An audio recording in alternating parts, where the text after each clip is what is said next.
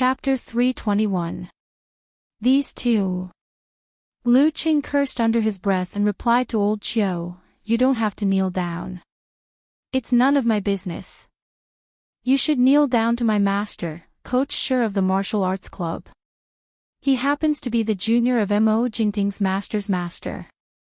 He explained the origin of their relationship with a tongue twister.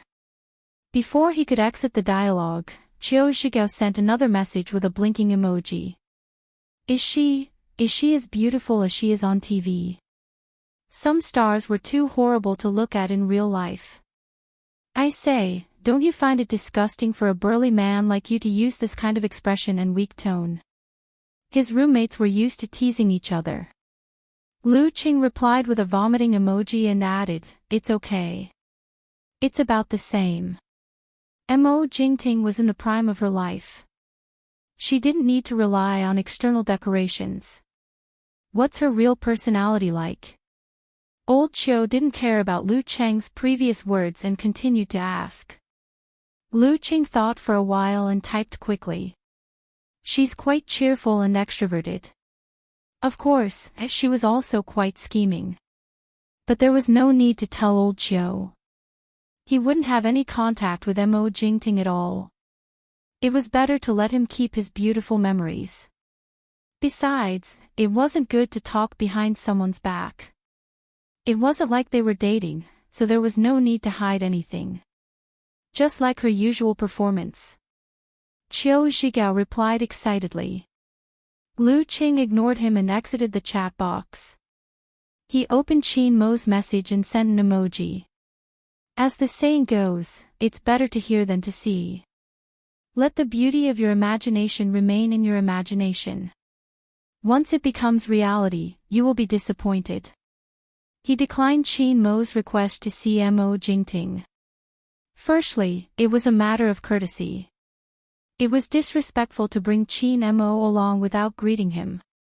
Secondly, he didn't want to owe a favor to this unpredictable martial niece. Speak human. Do you think the realistic Mo Jingting will disappoint me? Then let me ask you, is she as pretty as she is on TV? Are her eyes still so special? Is she still so lively and cheerful? Is she good at acting cute? Qin Mo asked. These are quite suitable. Lu Qing didn't go against his conscience. But other aspects have nothing to do with me. I'm not going to take her as my wife.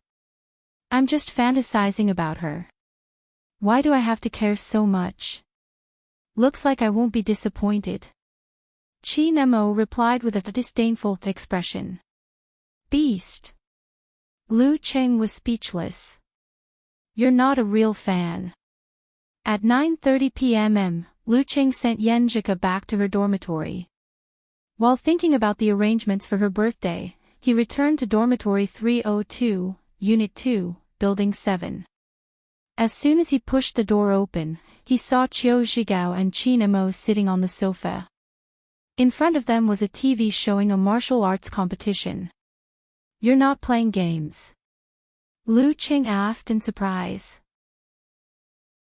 Qin Mo immediately put on a smile and pushed up his gold-rimmed glasses. I'm tired and hungry. Cheng, do you want to have supper with me? It's my treat. I call barbecue. At this time, the cafeterias and shops in the school were all closed. However, there was a town nearby, and the students had a takeout app. Besides, the new campus of Songqing University was not separated by a wall. Instead, it was in the form of iron railings. With the railings, there would be space for food boxes to be delivered. Of course, there was no need for large food boxes. There was once a student who was greedy and ordered dozens of RMB fish with pickled cabbage and chili. The restaurant owner was dumbfounded and directly put it in a large plastic box. However, the delivery boy couldn't get it over the railings. The student was so anxious that he even wanted to eat on the spot. The food was outside, but he was inside. He was crying while eating.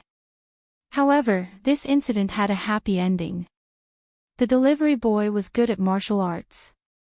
He carried the food box over the railings and didn't spill a single bit. It taught the majority of students that it was not wrong to have some martial arts skills. No, it's okay. It'll disturb my sleep at this time. Lu Qing politely declined. Well, we'll eat by ourselves. Qiu Zhigao smiled. I've got some hot water for you. You don't have to come again.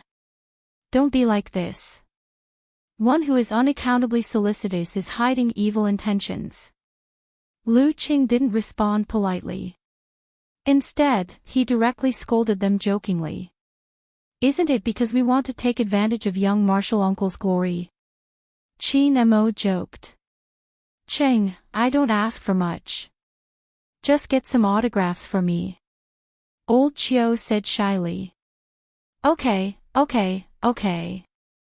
If there's a chance. Lu Qing shook his head with a smile.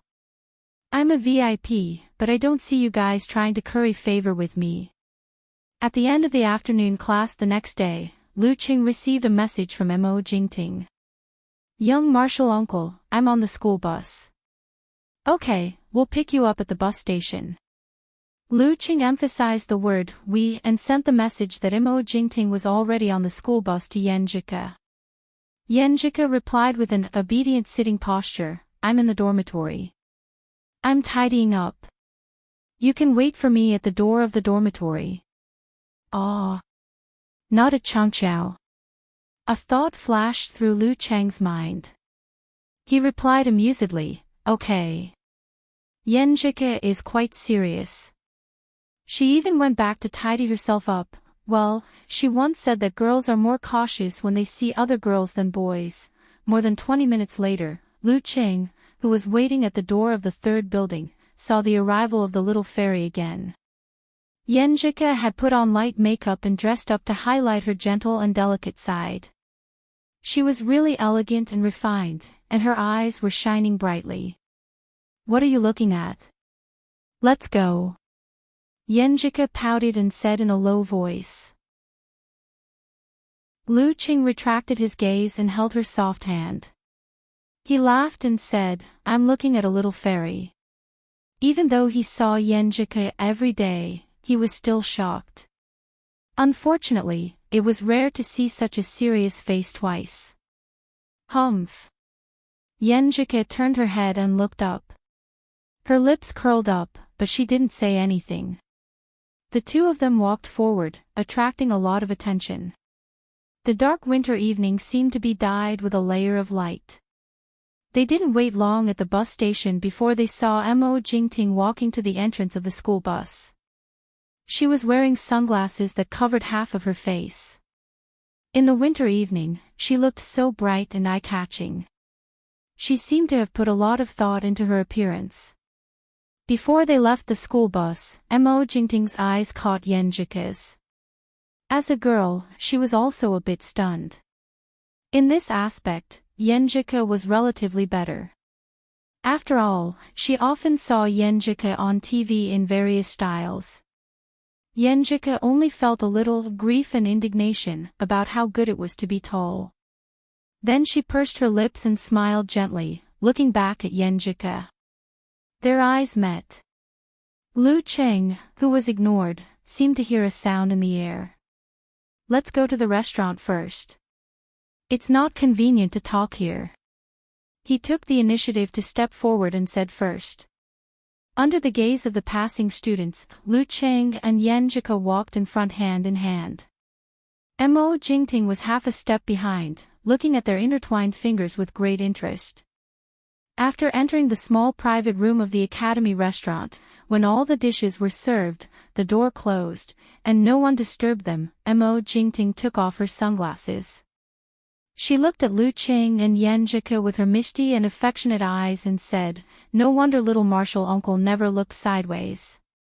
It's because he has such a beautiful girlfriend. How should I call you? I should call you little martial aunt, but it feels weird. It makes you sound old. Yanjika. Just call me Jika. Yanjika smiled politely with her dimples. Are you a disciple of Shushan study? Mo Jingting asked curiously, resting her chin on one hand. Kind of. How did you know? Yen Jike opened her mouth and was surprised.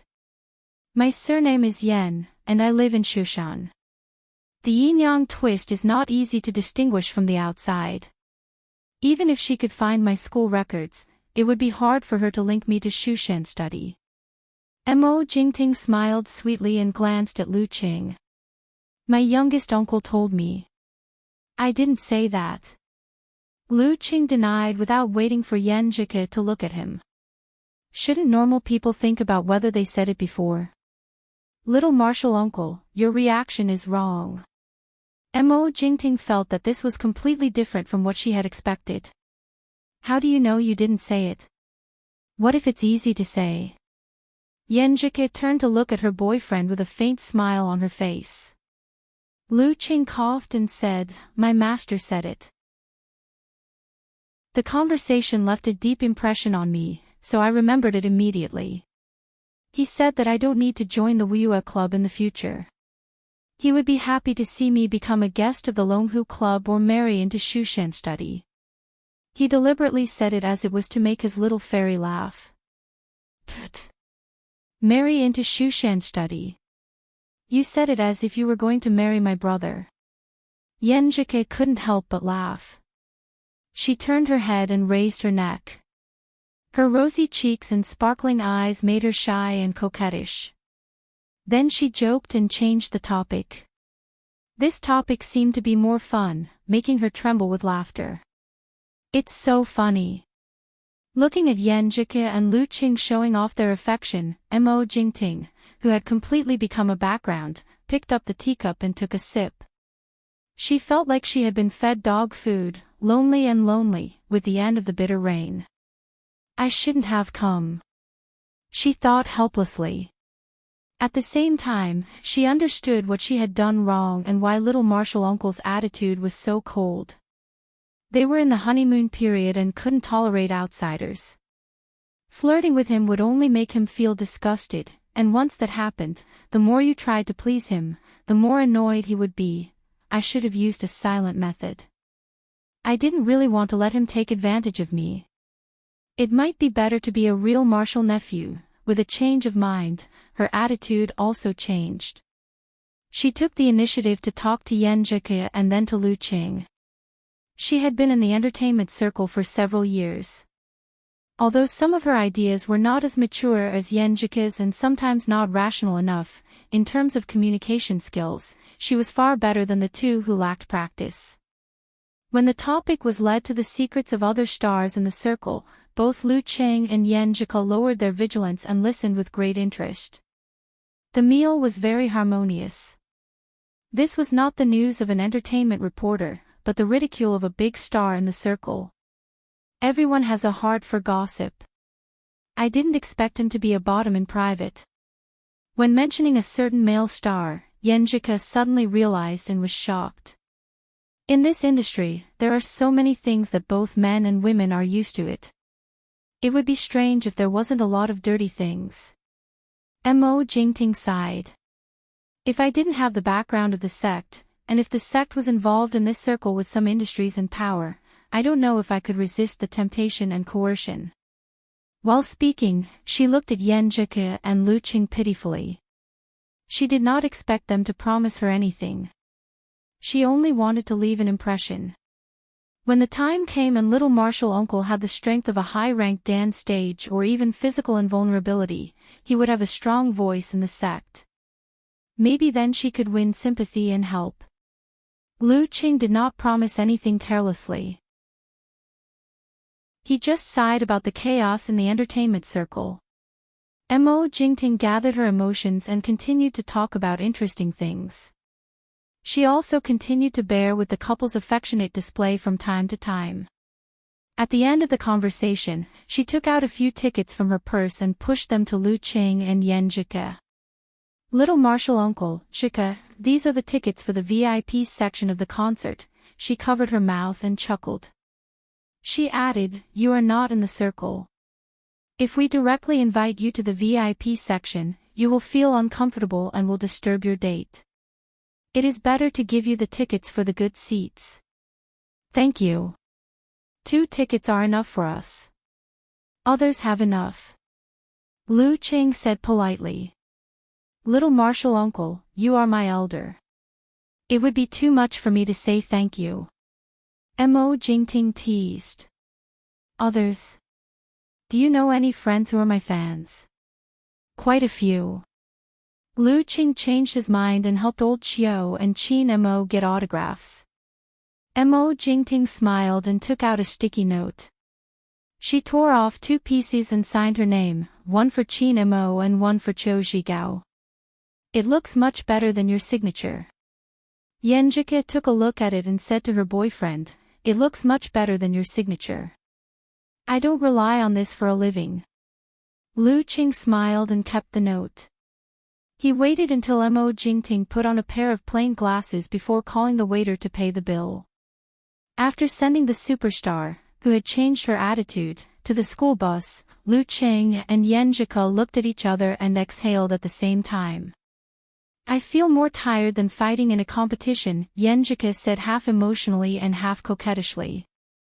An undercurrent of war between girls. Do you want me to help you rub your temples?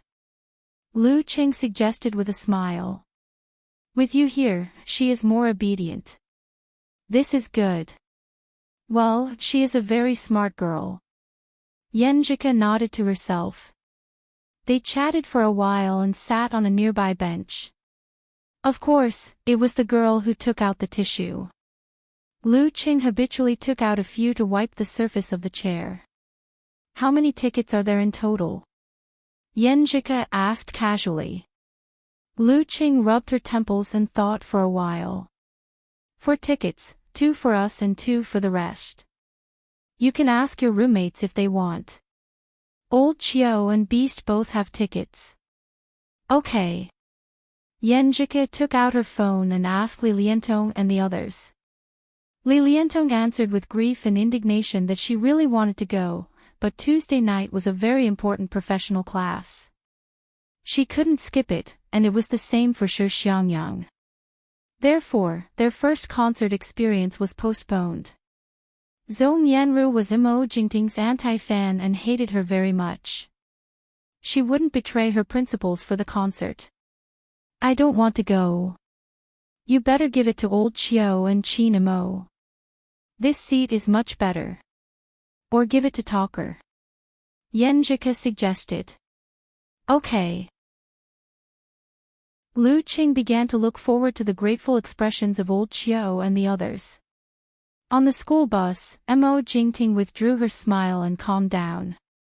She was in a daze for a while. She picked up her phone and checked the name Yenjike. Then she asked a friend in the circle of Jianghu, do you know which senior in Shushan study Yenjike is a disciple of? Yenjike. Her surname is Yen. I have never heard of her. Let me ask for you. The friend didn't know either. After a few minutes, he said solemnly, she is the granddaughter of the grand elders of Shushan study, Heaven Leaning Sword, Ji Jianzhang and Seven Luminary Star, Do Ning. Heaven Leaning Sword. Seven Luminary Star. Mo Jingting's pupils shrank. Her wrist shook and the phone fell to the ground. After taking a walk by the lake, Lu Qing watched Yenjike enter the 3rd dormitory with satisfaction. Then he returned to the dormitory in the dark. He happened to see Qin Mo and old Qiao in the living room discussing the concert tomorrow night. Here are the signatures you asked for. He smiled and handed over 2 pieces of sticky notes. Autograph. Old Qiao took a look and blurted out in surprise, Jingting's autograph so soon. Qin Mo, on the other hand, thought deeper and asked in surprise, you went to see her? How could you ask for her autograph if you haven't seen her? She is my martial niece. Since she is in Songqing, I have to entertain her. Ku and I just treated her to a meal. Lu Qing answered frankly. Master Qing, how could you forget to take me? Qin Mo looked sad and angry. Qiu Zhigao was also surprised and regretful. I once had such a good opportunity in front of me, but I actually missed it just like that. I don't want to be disturbed. Lu Qing pushed the reason to Mo Jingting and took out 2 VIP tickets. She gave them to you. Take them. The seats are better. Then I won't stand on ceremony. I will kneel to you later. Please accept my kneel. Qiu Zhigao was not pretentious. Qin Mo was first happy and then angry. If I knew you had them, I wouldn't have been scammed by that scalper. Damn it, do you want to know how much he sold me? How much? Money was not the point. The point was the tone. I don't want to know at all. Lu Qing laughed and said, you can ask Tucker and Chang if they want your tickets. Another day passed. In the evening, Lu Qing issued a certificate in the name of the club and bought a ticket to the old campus. He took Yan Zhike, Qiu Zhigao, Qin Mo, Xiao Chang and Kai Zongming to Mo Jingting's concert.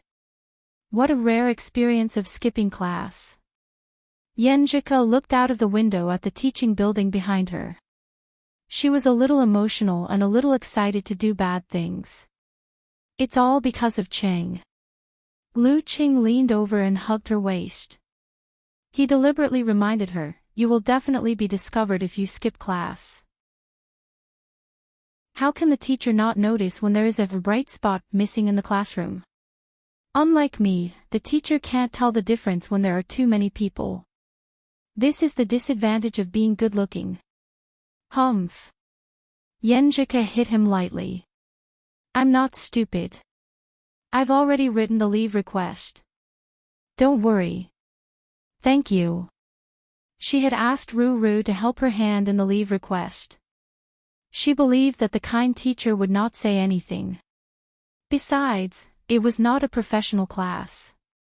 This is the advantage of being good-looking.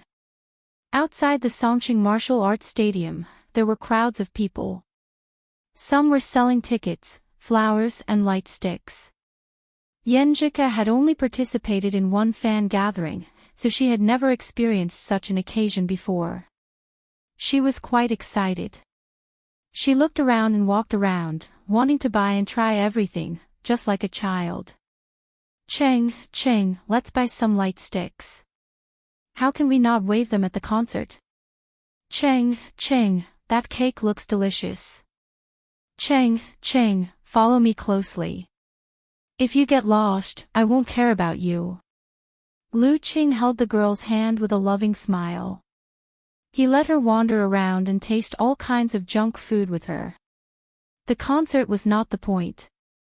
The point was the date. When they were about to enter the stadium, a kid selling flowers came to Lu Qing and said, Brother, buy a bunch of flowers for sister. She's so beautiful. Hearing his words, Lu Qing was immediately tempted. He planned to take out his wallet and buy a few. At this time, Yan Zhike pursed her lips and held his wrist. No, I don't like this kind of flowers. We're about to enter the stadium. Let's go. With Coach Yan's insistence, Lu Qing put away his thoughts and walked forward quickly. He got rid of the kid and asked in a low voice, what's wrong? Although it's a little expensive, he's right. You're so beautiful. You should have flowers to set you off. Yan Zhike puffed up her cheeks and said, they take advantage of men's heroic mentality. Humph, I don't like others to treat you like a sucker. She acted like a tigress protecting her cub. Lu Qing felt warm in his heart and smiled even more. In the concert, Mo Jingting did not cause any trouble. She did her job as a singer. Lu Qing and Yan Zhike were familiar with many of her songs. They sang along from time to time, waved their light sticks, or recorded a video as a souvenir. The two of them enjoyed themselves and were having a great time. Hee, your face is so big. My face looks smaller when I take a selfie with you. After the concert, Yan Zhike walked out of the stadium. She took out her phone and looked at the photo of them while breathing in the cold night wind. It's small to begin with. Lu Qing spread his fingers and covered Yan Jike's face to make a comparison. He looked around, coughed, and said, "That's right. At this time, the school bus has already stopped. Old Chiu said he's going to stay at Qin Mo's house for the night. Are we going to stay out tonight too?" This was what he had been thinking and looking forward to since he decided to come to the concert. "Yeah." Yan Jike nodded like a chick pecking at rice. "Then you should book a car." "Huh? What kind of answer is this?" Lu Cheng was stunned. "Yan Jike, you don't play by the rules." "What's wrong? We can still go back at this time. It's still too early to turn off the lights." Yan Jike blinked, her eyes clear. Okay. Lu Qing put away his distracting thoughts and booked a car. He muttered in his heart, "I hate online car hailing." Although there were many people who wanted to take a taxi after the concert, and although Lu Qing was silently praying that no one would respond, Coach Yan's luck was unbeatable. In a few minutes, a driver took the order. It was a long way to the new campus of Songqing University, so it cost a lot.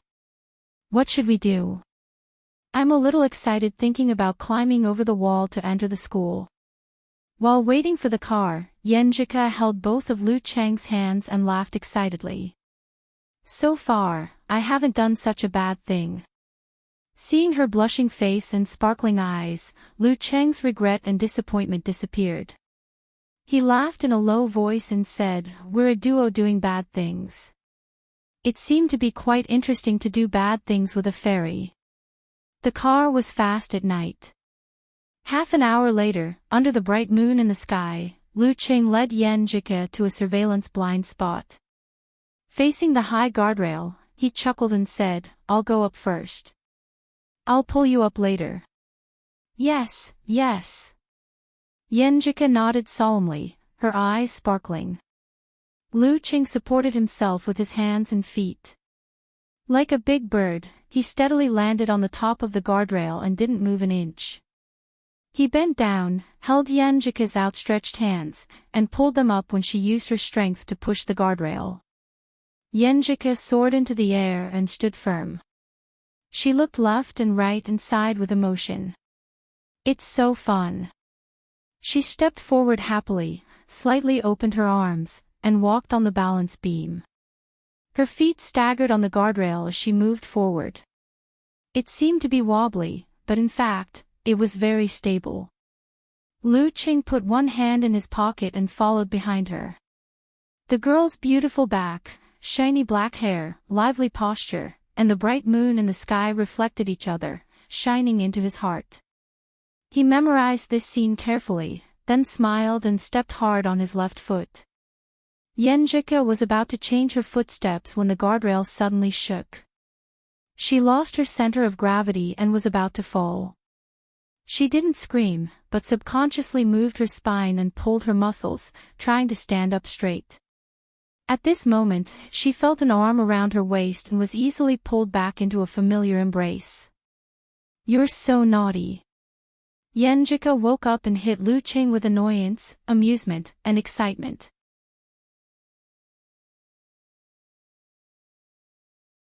Chapter 322. In the boys' dormitory, Lu Qing laid on the bed after washing up. He stared at the ceiling and couldn't hide his smile as he recalled the scene of Yan Jike swaying on the railing, her expression of anger and happiness after being frightened, the bright moon, her warm response, and everything else that was like a poem. Not being able to abduct Ku into staying out all night didn't seem to be a bad thing. What was lost at the swings, what was gained at the swings? It was a blessing in disguise. He only regretted that he was so intoxicated that he forgot to take a picture. In the small dormitory, Zhang Jingye turned on the computer, typing codes and checking for errors. Zhao Chang and Qiu Zhigao stayed in Qin Mo's house. The whole atmosphere was quiet and harmonious, with only the sound of typing coming from time to time. Lu Qing first complained to Coach Yan that he regretted not taking a picture of her doing bad things, then opened Weibo and prepared to post something. Well, from Ku's clear eyes and reaction at that time, she really didn't know what I meant by missing the school bus and old Chio staying out all night. Should I ask a question? How can I better hint to my girlfriend? Or should I beat around the bush and use some other methods? After all, I don't have the face to say this kind of thing directly. Lu Qing thought for a minute and posted on Weibo, should I hate or be grateful for the closed-door management of the school? After clicking the send button, he suddenly realized that it was not only Ku who followed his Weibo, but also an army of 100,000 onlookers. Damn it, I'm a big V, but I don't have this awareness and self-awareness. He read it carefully and didn't find anything that crossed the line, so he didn't bother to delete it. He even thought, what's wrong with me posting a Weibo to show my affection with my girlfriend? Why should I care about other people's opinions? Collecting his thoughts, he switched to QQ and pretended to say casually to Yenjika, I just posted on Weibo. Don't tell me it's about my bad deeds. Yenjika sent a dumbfounded emoji. She also regretted that Lu Qing didn't take a picture of her acting like a child. But after thinking about it, she didn't care. There were always some regrets in life, as long as she didn't forget them in her mind. Lu Qing sent a laughing and crying emoji, why? I know you don't like to show off your affection in front of so many people. Sister, you're such a good girl. Yenjika sent a smirk emoji. Let me see what you posted. She opened Weibo, refreshed the page, and swiped a few times. Then, she saw Lu Cheng's lament. Puff. What is this perverted orange hinting at? Yenjika turned over on the bed with the phone in her hand and scolded him silently. If it wasn't for Dirty Tong's reminder, I really wouldn't have understood what he was trying to say. Humph. Yenjika rolled her eyes and, gritted her teeth, made a comment. After the lights were off, I made a fuss in the dormitory and disturbed the guy on the upper bunk. He came down and beat me up. Upstairs, why do you say it so casually? You didn't even get angry when you were beaten up. What happened later? Later, shy emoji, we were together. Pfft. Lu Qing finally laughed out loud. This is F*King a joke. He scrolled down again and saw a lot of comments. He laughed and felt a little worried at the same time. Could it be that my future development path is the most funny one in the martial arts world? The one with the best fighting skills? In the cheerful atmosphere, Lu Qing gradually felt sleepy. He said goodnight to Yenjika and fell into a dreamless sleep on time. The next morning, Lu Qing did his morning exercises as usual. While he was running to squeeze out his stamina, he jumped over the railing on a whim and rushed to the nearby town. He bought Old Dong's sweet oil fruit and soup dumplings and soy milk from the nearby store that Zhang Jingya and his girlfriend couldn't stop praising. Carrying breakfast, he sent it to Yenjika, which made her surprised and happy. She tactfully looked at him. After eating, they walked hand in hand to the martial arts arena. They found that Kai Zhongming had already arrived and was yawning. Didn't sleep well last night? Can't recognize the bed? Lu Qing asked, amused. At this time, Yenjika took her toiletries and walked into the female locker room. Kai Zhongming shook his head. Don't mention it. I had a nightmare. I was sleeping well at first, but when I woke up, I couldn't sleep anymore. What kind of nightmare? Lu Qing asked with great interest. Kai Zhongming said with a face full of lingering fear, I dreamt that I was competing on the stage, and I was the first one to go on the stage. When I had time to talk, I was so happy that I used all my skills and talked a lot. When I was done, I realized that the other party didn't even respond to me. He wasn't affected at all. I was so angry. When I took a closer look, guess what? My opponent was Lin K.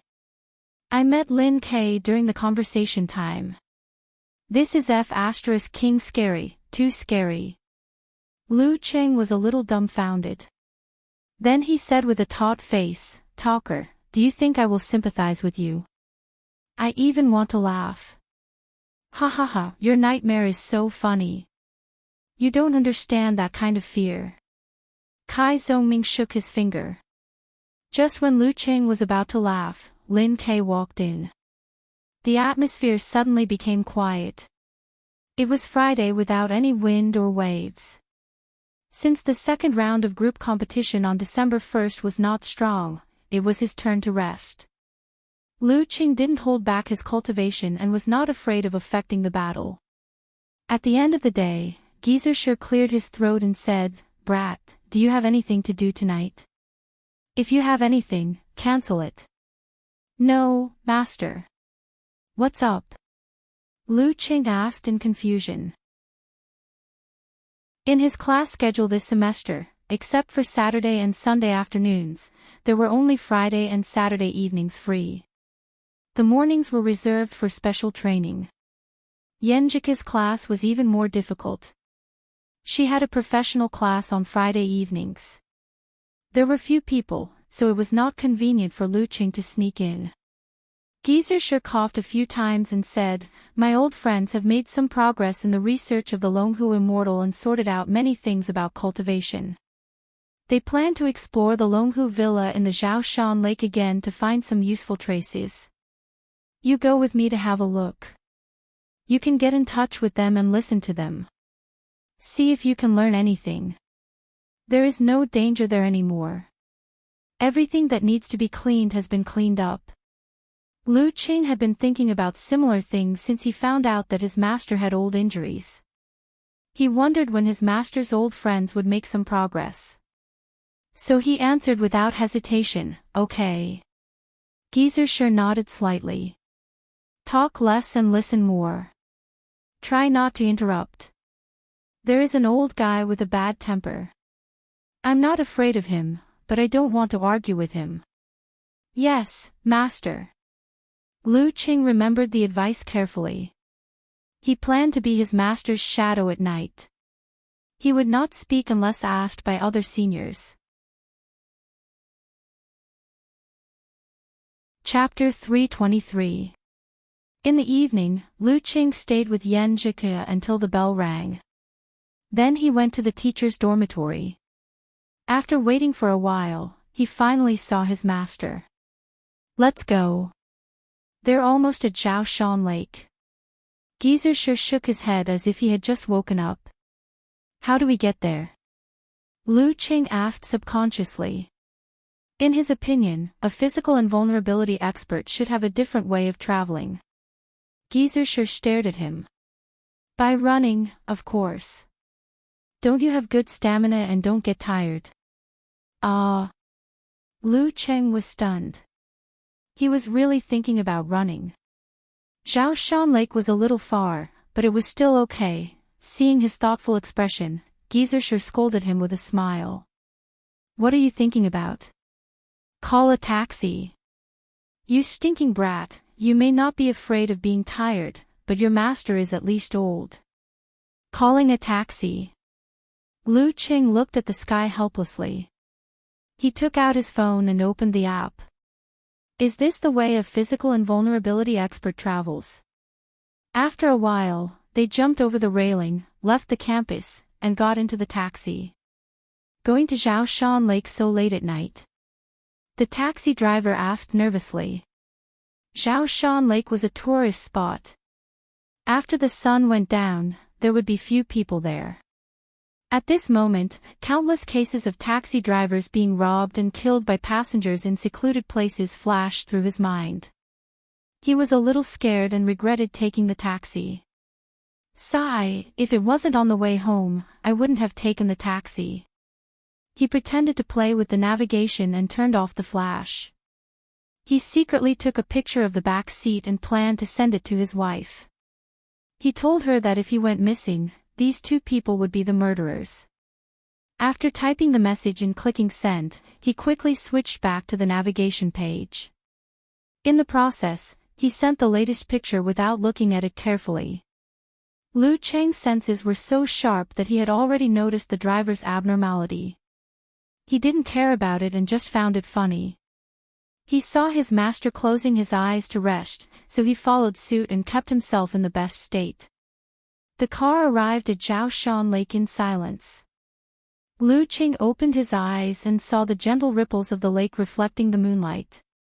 It was peaceful and tranquil. Compared to the daytime, it had a tranquil beauty that reminded him of the past. And in the middle of the lake was a pitch-black island. It was like a desolate beast lying on the surface of the water. "Thank you," said Lu Qing politely. He pushed open the door and got out of the car. After Shi got out of the car and closed the door behind him, the driver finally heaved a sigh of relief. He felt as if he had been liberated from all the depression he had accumulated before. He waved at Lu Qing and Shi, pulled the lever, reversed the car, and turned the steering wheel, preparing to leave quickly. Ding! At this moment, Lu Qing heard the sound of money being deducted and walked to the lakeside with Shi. "Master, where are those seniors?" He looked around but didn't see anyone else. "On the island." Shi reached out and grabbed his shoulder. With a leap, he jumped directly into the lake. Tragic. He didn't bring any change of clothes. This inexplicable thought popped into his mind subconsciously. Just as he was about to fall into the water, he found that his feet were hard to the touch, as if he was stepping on the ground. He hurriedly lowered his head to take a look, only to see sparkling and translucent light reflected in his eyes. With his master's feet as the center, the lake with a radius of dozens of centimeters had formed a thick layer of ice. "Let's go." Shi held Lu Cheng's shoulder so that he wouldn't put all his weight on the ice. As they walked, the surface of the lake froze all the way, as if they had opened up a path to the island. After reversing the car and driving for dozens of meters, the driver calmed down and suddenly felt another doubt in his mind. Why did this old man and young man come to Jiaoshan Lake? Fishing. They didn't bring fishing gear. Looking for people. They didn't go to the house over there. Puzzled and curious, the driver couldn't help but look at the rearview mirror, only to find that the two passengers just now were gone. Gone. He inexplicably shivered, stepped on the brake, changed gears, pulled the lever, pressed down the window, stuck his head out, and looked back at the lakeside. The lakeside was quiet and the moonlight was bright. Two vague figures walked on the water, farther and farther away until they were out of sight. "Oh my God!" The driver suddenly broke out in a cold sweat. He sat back and closed the window, hearing his heart beating fast. Just then, his phone rang. It was from his wife. "Hello." He answered instinctively, panting. His wife was surprised and confused. "What did you mean by sending me that picture? Are you okay?" "I just saw the message after I calmed the kids down." "Is there something wrong with the picture?" The driver blurted out, suddenly feeling cold all over. "You told me to remember the faces of the two people in the picture, but where are they?" His wife was puzzled. With a clatter, the driver's phone fell beside the brakes. He picked it up, hung up the call, and switched to WeChat. He carefully looked at the picture he sent to his wife, only to see snowflakes swirling in the back seat like a whirlpool. Other than that, it was empty. There were no passengers. Bam! His phone fell to the ground again. He didn't have time to pick it up. He pushed the gear, released the brake, put down the lever, and started the car as if he was running for his life. "Oh my God, ghost. Really ghost. I won't laugh at my wife's superstition anymore." He was so nervous that he almost drove the car into a ditch several times. Fortunately, there were few cars on the road at night and it was close to home, so he arrived at the community safely. After reversing the car 7 or 8 times, he finally parked the car crookedly. Rushing home, the first thing he said to his wife was, "Hurry up, hang the heavenly primogenitor statue you brought back, hang it in the master bedroom." On the island in the middle of the lake, Lu Qing followed Geyser to a cliff and saw two figures standing there. Just the two of you? Geyser raised his eyebrows, took out a small wine bottle, and drank a mouthful. One of the figures looked like a middle-aged man, with deep eye sockets, a high nose bridge, black hair mixed with a few strands of silver, and deep eyes that seemed to hide a flame. He said indifferently, "It's nothing important, just the two of us are enough." Geyser clicked his tongue, pointed at him and introduced him to Lu Qing. "This old guy is like me. He's not well known and often travels outside. When he was young, he was quite creative. He combined several unique skills of the plague sect into the fire sect's martial arts. Hey, he compared himself to the Lord of Fire Virtue and named himself the Sinful Lord of Fire Virtue. Well, he didn't study much and only knew how to read. He didn't know what the virtue of Fire Virtue actually meant, so he gave it a random name. Later, he felt it didn't sound good, so he changed it and called himself the Sinful Lord of Fire or the Divine Enchanting Flame." "Damn, Master, didn't we agree not to provoke him because he has a bad temper?" Lu Qing was shocked by his master's mean words. He hurriedly saluted with his hands folded and called him senior. Divine Enchanter of Sinful Fire snorted and didn't say anything, as if he was used to Geyser's sarcastic remarks. Geyser didn't continue to provoke him, but pointed to the other figure. "I don't think I need to introduce her, you should know her." Of course, he knew her. She was a mighty one who had been famous for 30 years. Xinghai Queen of Thought. Lu Qing held back his excitement and saluted respectfully. "Greetings, Senior Fei." Queen of Thought, Fei Dan was in her 50s and was one of the oldest physical and vulnerability experts active in the top professional competitions. She was a peerless figure in the same generation as Taoist sword Wu Qiao of Shushan study. So far, she had won 20 titles and was nicknamed King of Thought or Queen of Thought. In recent years, as she grew older, her martial arts became more and more refined, and her strength decreased. She lost more than she won against Dragon King and Warrior Sage. In addition, she could be considered as the actual host of the Xinghai Club. The club had a mysterious background and a variety of kung fu. There was half of the secret art of the water sect, the earth divine art of the non-fighting sect, and the Tai Chi derived from the Taoist sect. Fei Dan was less than 1.7 meters tall, but she still looked like she was in her 30s. Her temperament was quite elegant. After Lu Qing finished the salute, she laughed and said, "Little friend, are you interested in joining the Xinghai Club after graduation?" "Kid." Lu Qing was speechless and didn't know how to answer. "Ahem." Geyser interrupted, "Don't tempt him. He worships Dragon King, and his wife is from Shushan study. He won't join Xinghai Club. Brat, let me tell you, she may be gentle and well-mannered now, but she used to have a fiery temper. Can't you keep your mouth shut?" Queen of Thought shook her head and laughed, interrupting Geyser's nagging. "Let's go down." As she spoke, the surface of her body flashed and expanded into a ball, enveloping them. Lu Qing looked around curiously and saw that the surface of the ball was transparent and thin, as if it was made of water. "Jump!" Fei Dan's voice drilled into his ears. Lu Qing didn't hesitate and jumped off the cliff. The transparent ball of water swayed and floated lightly. Carrying them, they slowly landed on the surface of the water and sank. The surroundings were getting darker and darker. Lu Qing looked around and couldn't believe that he was in Jiaoshan Lake. He breathed smoothly and didn't feel the water pressure or humidity.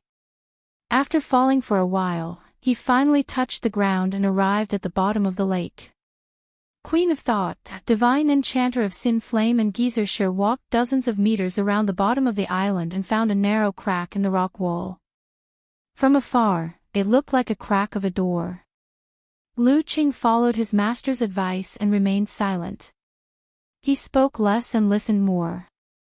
At this moment, Divine Enchanter of Sin Flame shook his wrist and threw out a green flame. It passed through the surface of the water ball and fell on the thin crack, burning silently. As it burned, a muffled sound was heard. The island shook and the thin crack cracked open, retreating backward. It was really a crack of a door. When the door opened, a stone staircase was revealed. The outside was water and the inside was empty, as if there was an invisible force separating the inside from the outside. As the waves flashed, the water ball floated into the abode and turned into bubbles. Lu Qing looked around and didn't feel any difficulty in breathing. The surroundings were clean and fresh, and even a breeze was blowing. He calmed down and followed his master and the others up the stone staircase. He also spared some energy to observe the Jindan to see if it would change in the original owner's mansion. Chapter 324. Going up the stairs and into the main hall, Lu Qing could see the general appearance of the abode. It was divided into the elixir room, library, silence room, and reception hall. Small as it was, it had everything. There was a glimmer on the wall, which made things visible to the naked eye. Looking at the dark, lonely and gloomy abode, Lu Qing shivered inexplicably. He recalled an archaeological program he had watched before. Someone's tomb had its own layout, as if it was his home when he was alive, but it was isolated from the outside world. Geezer sure seemed to have guessed that he would have such thoughts.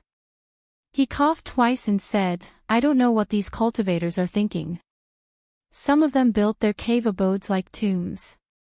They have to be at the bottom of some lake or mountain. We call it dark. It's not that there's no light. They have their own layout, with sunlight and moonlight. It's bright during the day and quiet at night. It's more natural and environmentally friendly." Queen of Thought, Fei Dan smiled. They had already explored this place and looted it.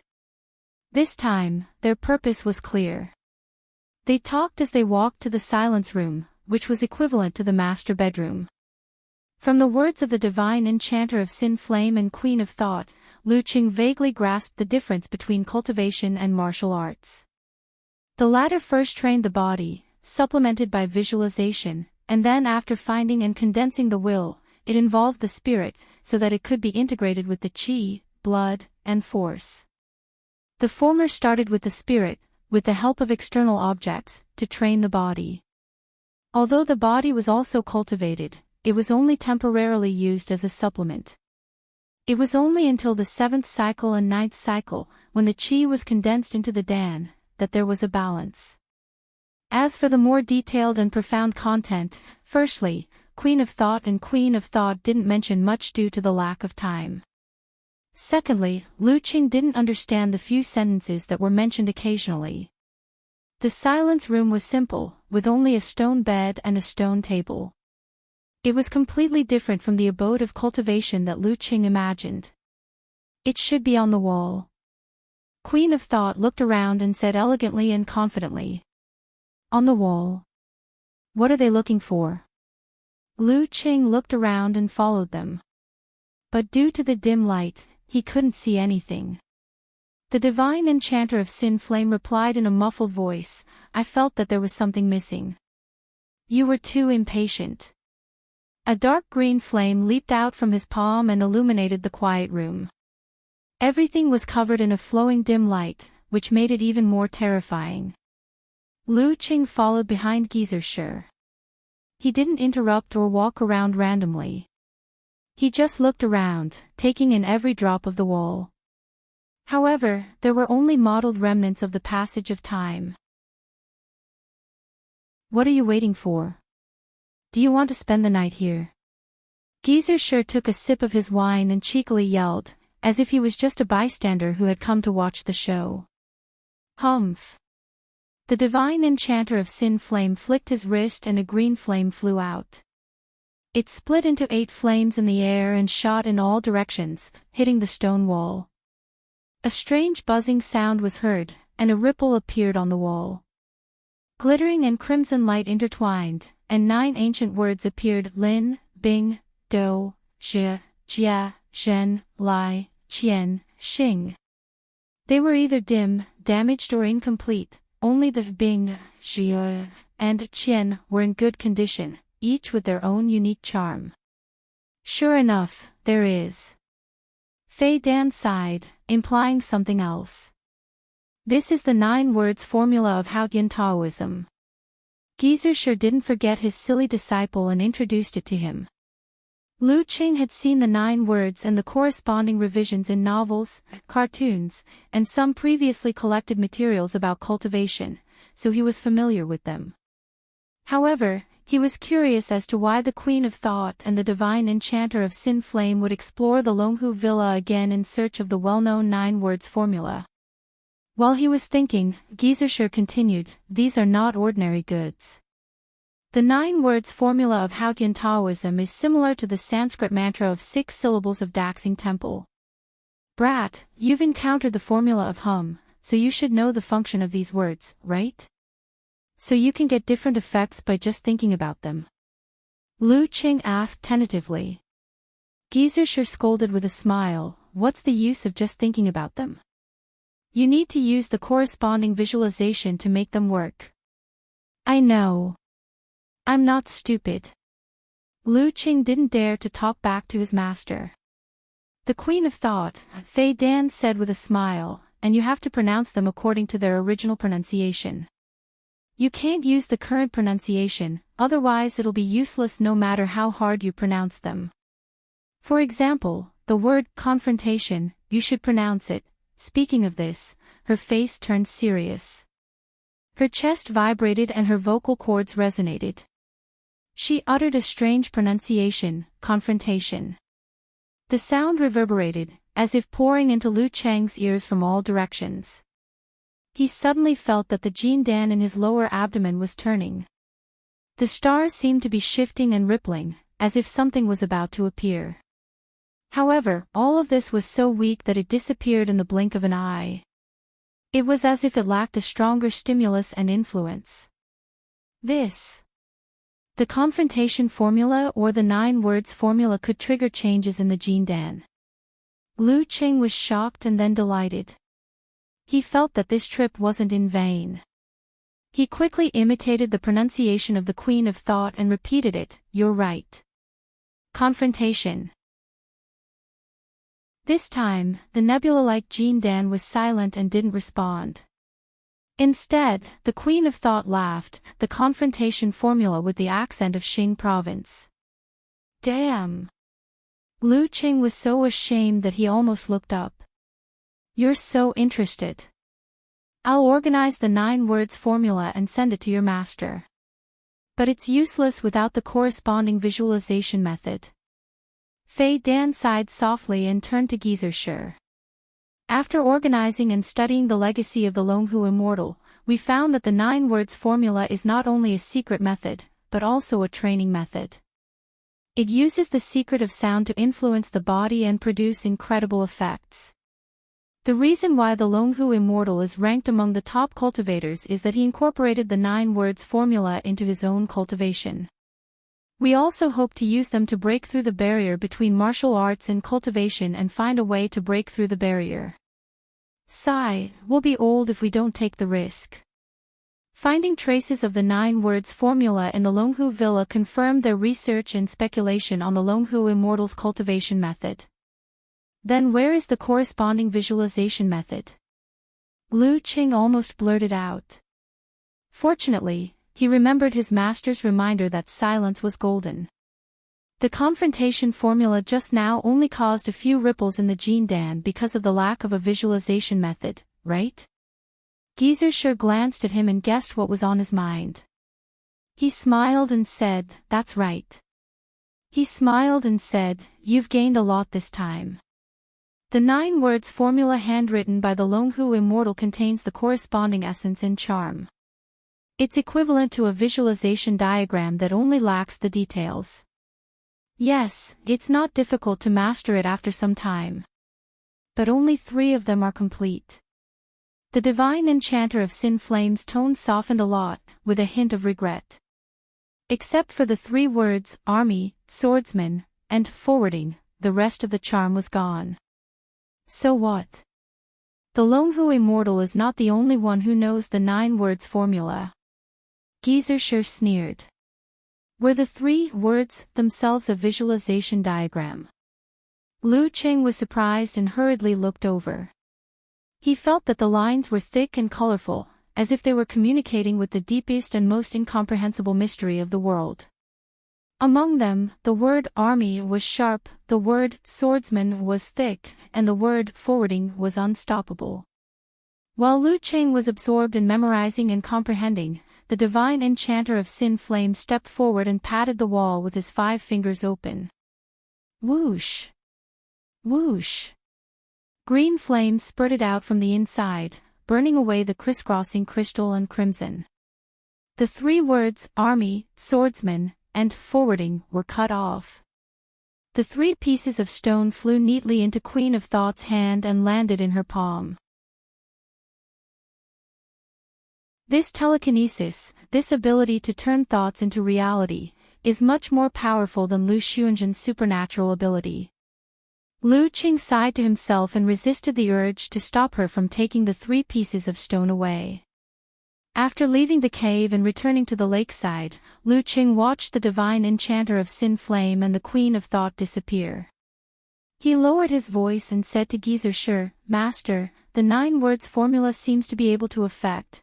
Before he could finish, Geezer suddenly interrupted him. It can affect the legacy of the lone immortal in your body. Yes. Lu Qing nodded hard. That's right. After confirming, he added, it's not enough to just rely on the ancient sounds. There needs to be a corresponding visualization method. I'll ask for a rubbing for them later. Although the effect will be much worse, it's not like there's nothing. You can try it first and make sure it has a good effect. Geezer said rubbing instead of rubbing. Thank you, Master. Lu Qing replied happily. What a good master from China. There's finally hope to solve the mystery of the Jin Dan of the lone immortal. He took out his phone and found that the signal was back. He saw Yan Jika's stretching body emoji, and said, it's finally time for recess. This teacher is so fast every time. He can go on for dozens of pages in one class. Just listening to the class is tiring. Lu Qing looked at the time and found that only 10 minutes had passed since the last reply. It was really a short adventure. It was not as thrilling and exciting as he had imagined. I took some time to go on an adventure. He replied to Yan Jika with a snickering smile, and opened the app to book a ride back. He waited and waited. Before Yan Jika took the time to reply, no one had accepted the order. Then I'll go first. You can run back by yourself. Geezer waved his hand casually and said while trying not to laugh. Master, you won't take me. Lu Qing opened his mouth wide. He couldn't believe that this was a good master from China. Ahem. Geezer coughed deliberately.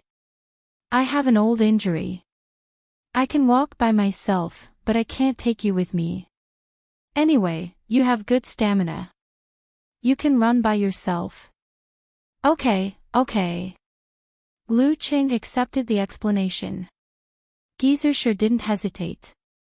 He stepped forward and disappeared into the darkness in the distance. Every time he walked, he had to rest for a while. And every time he rested, he was overjoyed. He felt that he had finally tricked that brat. You have good stamina, don't you? Then you can run. Run. Lu Qing calmed himself down and ran in the night. He looked at the GPS on his phone and ran toward the new campus of Songqing University.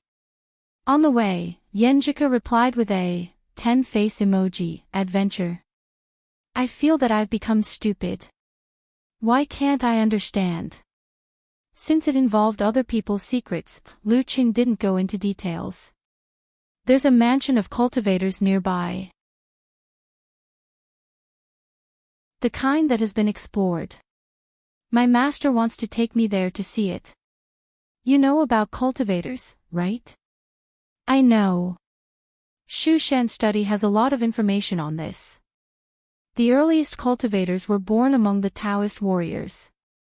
Yenjika replied with an emoji scratching its chin in deep thought. You're still in the cave residence?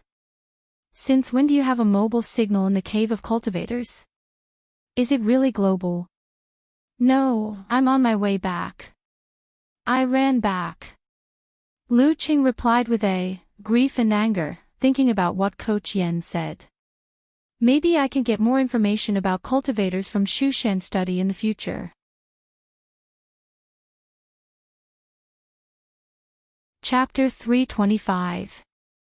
Lu Qing ran back to the new campus of Songqing University smoothly and picked up Yenjika after class. Due to the long distance, he was panting and sweating, which made Yenjika laugh secretly and feel sorry for him. She took out a tissue for him to wipe his forehead and said, "Don't go for a walk today.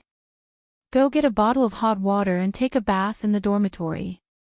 Yenjika nodded and said, "Don't go for a walk today." In the early winter, taking a cold shower was not a challenge for Lu Qing, but it was not comfortable. "It's okay. Since I got old Chio's autograph and gave him a VIP ticket, my hot water is guaranteed every day." Seeing the light of the Jindan, Lu Qing was in a good mood and wanted to take Yenjika to the lakeside to share his joy. Yenjika wrinkled her nose and pretended to be disgusted. "You're so sweaty." Although she said that, she did not break away from Lu Cheng's hand and followed him to the lakeside. She smiled and looked around. "Although I'm sweaty, I'm actually not that tired. Running to improve my stamina is getting less and less effective for me, unless I'm willing to spend the whole morning or afternoon." Lu Qing sighed and followed the topic. "How did an inhuman Dan stage mighty one train to such a level? Are you showing off?" "You're showing off, right?" Yenjika, who was born with a deficiency and whose physique was worse than other martial artists of the same level, rolled her eyes and gave him a look of both happiness and anger. She showed her white teeth and showed a fierce look. Lu Qing couldn't help but laugh. He reached out and gently pinched the girl's nose. He said excitedly, "I'm thinking of a different way to train my physical strength. My master said that he's going to give me some sorted cultivation materials, as well as a rubbing of the 3 words of the 9 words formula. Sigh, I hope I can find something useful by analogy. Maybe it can even help me improve my physical fitness."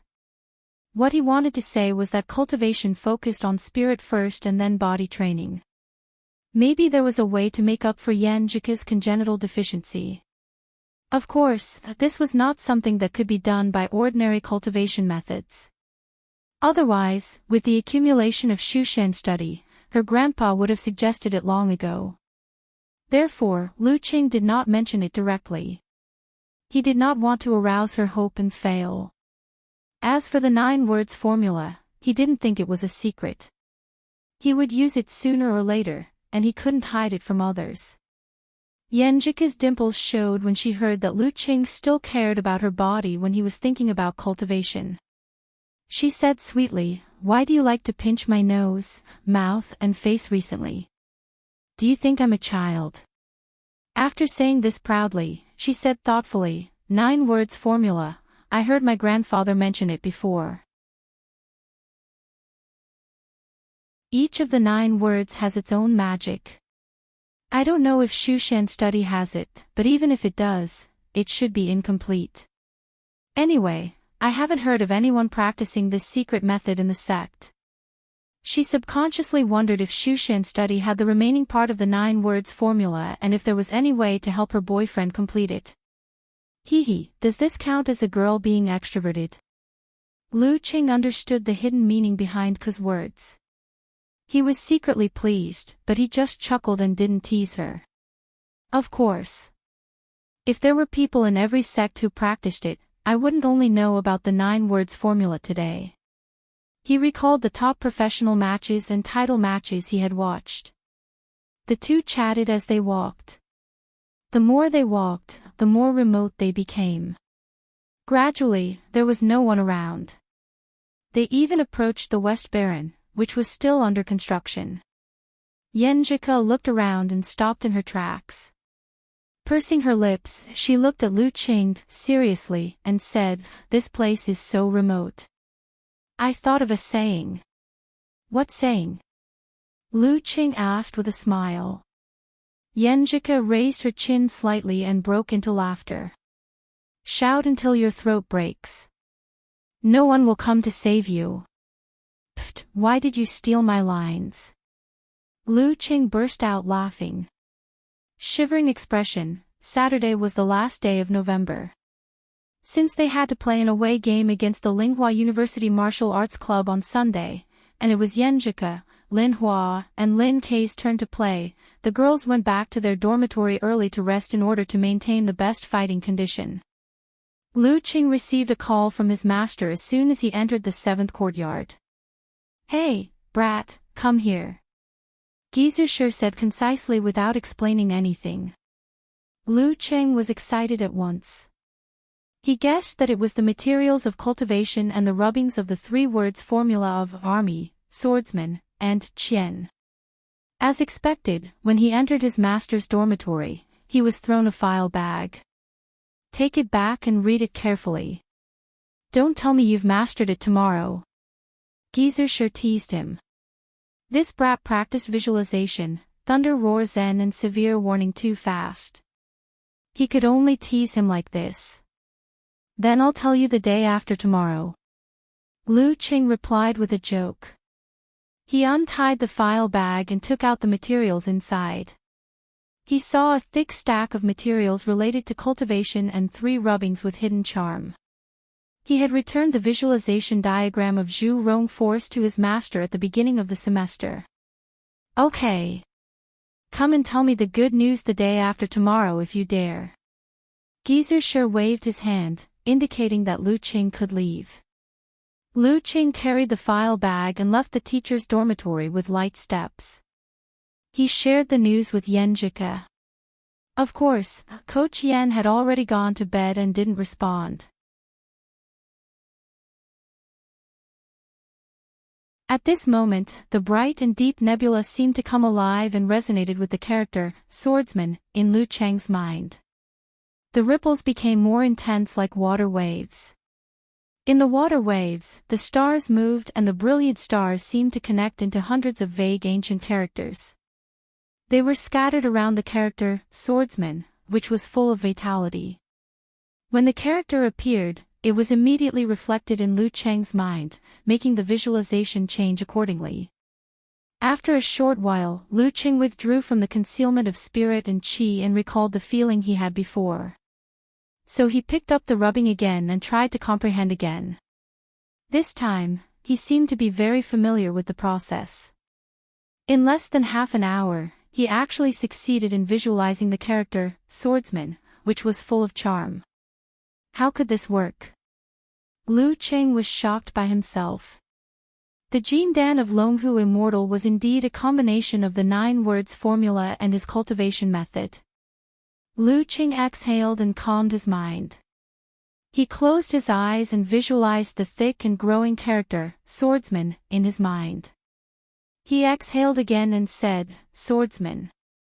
The visualization and the sound resonated, as if crossing the barrier between illusion and reality, triggering a mysterious and abstruse force that reverberated in Lu Cheng's body, nourishing and tempering his spirit and body. The ripples on the Jin Dan were even more intense. The stars moved more clearly. The hundreds of vague ancient characters finally became clear. The effect of the swordsman formula is to strengthen the spirit and stamina. Lu Qing looked at the neatly arranged quilt opposite him with joy. This could completely remove the morning exercise from his running program and slowly improve his spirit. This was exactly what he needed right now. He took out his phone and copied some of the ancient characters that he had forcibly memorized into his memo. Swordsman. Swordsman. He sat cross-legged on the bed and recited the ancient words over and over again. When it was almost 10:30, he finally finished reciting the fragmented words. Phew, if the 9 words formula is complete, I should be able to complete this manual. Lu Qing looked at his phone and couldn't understand the incomplete content. He rubbed his temples, turned to the hand gestures of the swordsman formula and began to practice external application. Swordsman. Swordsman. When Zhao Chang and Qiu Zhigao came back together, they happened to see Lu Qing sitting cross-legged on the bed and heard him, stretching his voice. Cheng, what are you doing? Zhao Chang yawned. He was very tired from the self-study. So was Qiu Zhigao. Lu Qing smiled and didn't answer. He first tapped the bed railing lightly. Then he put one hand on his knee and the other hand made a seal. He shouted with a solemn expression, "Swordsman."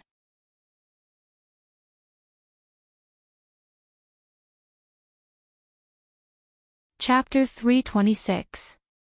In the afternoon, the martial arts club arrived at Linghua University in the same city.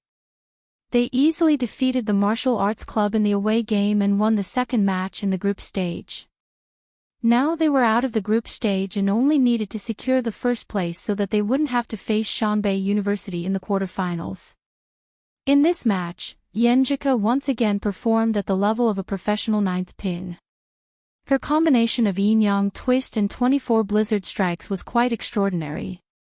Lin Hua also seized the opportunity to defeat the weakened amateur first pin. Lin K was the last to win and defeated the leading player of the opponent in 3 moves. On the way back, because of the heavy traffic on the weekend, they didn't enter the new campus until 6 o'clock and ate the delicious food in the cafeteria. After the meal, Yenjika swung her arms and sighed with emotion while taking a stroll to help with digestion. It's really tiring to fight like this. I haven't recovered yet. She fought against Luo Ku, another professional ninth pin fighter of Linghua University. After the match, Lu Qing planned to give her a massage to relieve her muscle fatigue.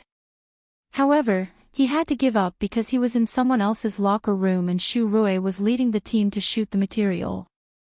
Hearing Ku's coquettish words, Lu Qing thought of the secret method he had just learned. He changed his mind and pretended to be joking. Let me show you a magic trick. After that, you won't be tired anymore. Liar. Yenjika rolled her eyes at him, feeling both annoyed and amused. Really? Look at my sincere eyes. Lu Qing deliberately opened his eyes wide. Let's go that way. I'll show you. He pointed to the lawn behind the trees, which was much more secluded compared to the busy main road. What are you going to do? Yenjika was startled and asked suspiciously. It's not dark yet. Shame on you. And there are so many people on the road.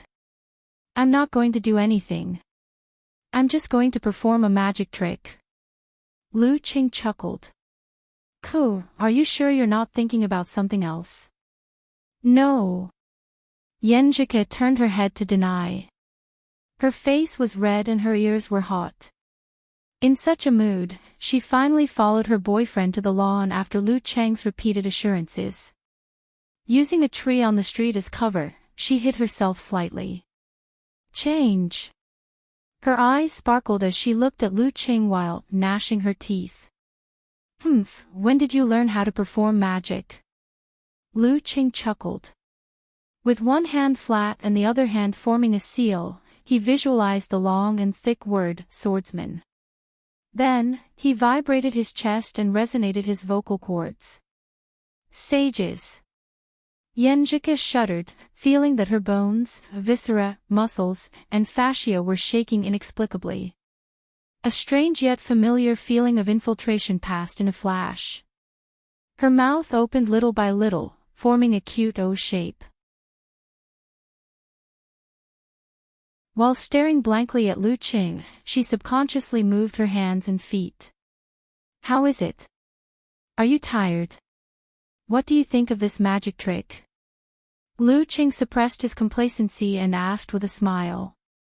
He looked a little tired. External use of the 9 words formula once had put a huge burden on his mind. I'm really not tired. Yenjika replied blankly. Then she suddenly realized something and raised her right hand. She blurted out in surprise and joy, You've mastered the 9 words formula. Formula. How was this magic? This was clearly a secret technique. The day before yesterday, Ching had mentioned that Coach Shi would give him the rubbings of 3 of the 9 words formula. Had he already mastered it today? Wasn't this a little too unrealistic? Because of this, when Lu Qing mentioned the magic trick to recover fatigue, Yenjika didn't associate it with the 9 words formula. Yeah, maybe it's fate. Lu Qing was half joking and half telling the truth. It was indeed fate. Longhu Immortal had merged the 9 words formula and formed his Jin Dan, which meant that he had the key to this secret technique. Fate? Yenjika, who had always been smart, asked in confusion. Lu Qing exhaled and said sincerely, This involves a little secret. I'll tell you all about it in the future. Okay. Yenjika smiled and didn't ask further. She thought it involved Coach Shi's secret. Lu Qing smiled at her and suggested again, I'll try again. Feel the changes in your body carefully. Okay. Yenjika nodded like a chick pecking at rice. Lu Qing repeated the previous process and made a hand gesture. With a serious expression, he said in a low voice, Sages. The wind blew again and swirled into a whirlpool. The dusk seemed to have deepened a little. Yenjika lowered her eyes and tried to feel it. After a minute, she said, It feels like there's an external force coming from you. Well, it's not completely like that. It seems to come from a very near yet very far place. It nourishes my spirit and washes away my fatigue. That's what I felt the last time, but not this time. Lu Qing asked thoughtfully, Then, do you feel more energetic and have better stamina than when you were at your best? No. Yenjika gave an affirmative answer. In other words, the Sage's formula can only recover fatigue but can't help people improve. Well, maybe it's because I've just started and haven't practiced to a high level. Lu Qing roughly determined the current effect of the Sage's formula and said with a smile, What do you think? This magic trick is good, right? Not bad, it's great. Yenjika rolled her eyes and said cheerfully, Well, I'm not tired at all. I wanted to find a place where there's no one and let you give me a massage. Now it seems that I don't need it anymore. I'll do it in the future. I seem to have done something wrong. It feels good to show off. Lu Qing didn't know whether to laugh or cry. This is different. This can't help you rub your bruises and heal your wounds. While talking, he saw a sly smile in Yenjika's eyes. Monday morning, by the Weishui Lake. With his hands clasped behind his back, Gizershur sauntered up to Lu Qing and teased him. How is it? Have you mastered it? It's been 2 days. Lu Qing didn't panic. He got into a stance and made a hand gesture. With a solemn expression, he said in a low voice, Soldiers. The surrounding atmosphere suddenly turned strange and tragic. Gizershur seemed to see thousands of soldiers and horses charging at him from all directions with a strong iron and blood aura. The iron hooves shook the ground and the murderous intent drilled into his heart. If it were an ordinary person facing such a scene, his mind would have been shaken, his legs would have turned to jelly, and he might have even peed in his pants. But Gizershur was a strong man. His eyes only twitched a few times and his pupils contracted. It wasn't because of fear, but because of shock. There were thousands of words in his heart that he wanted to say, and many emotions that he wanted to turn into curses. But in the end, he just smiled calmly and said, Hee hee. He had mastered the army formula in just 2 days, and he even used a rubbing. Over there, Fei Dan and Zhao Xingrong were top physical and vulnerability experts, but they still hadn't mastered the original version. This brat needs to be dissected. Otherwise, this old man will be scared to death by him sooner or later. Geezer cursed silently. He took out the flagon and drank a mouthful to suppress his shock. Pretending to be normal, he asked, "When did you master it? How many have you mastered?" Lu Qing smiled calmly and said, "I mastered the swordsman formula 2 nights ago. Yesterday, I mastered the army formula and forwarding formula." Cough cough, cough cough. Geezer choked on the wine. After a while, he said, "Longhu Immortal's legacy can help you master the 9 words formula." With his rich experience, he immediately figured out the key. Seeing his master lose his composure, Lu Qing felt refreshed. He answered honestly, "Yes, it has a connection with the 9 words formula. In turn, it will affect the charm of my visualization. I can master it in about half an hour, but the prerequisite is that I have a visualization diagram to refer to." So he couldn't master the other 6 words. In order to hide his emotions and maintain his master's demeanor, Geezer didn't ask further. He changed the topic and said, "Not bad. This can be considered as a compliment to your previous adventure. The army formula is a secret technique of the spirit. What about the swordsman formula and the forwarding formula?" Lu Qing answered calmly, "The internal training of the army formula is to hone one's willpower, not to improve it, but to make it sharper and tougher in certain aspects. Externally, it is to suppress the enemy's momentum and attack his spirit. The forwarding formula is to cultivate one's state of mind, which is very compatible with the ice mirror.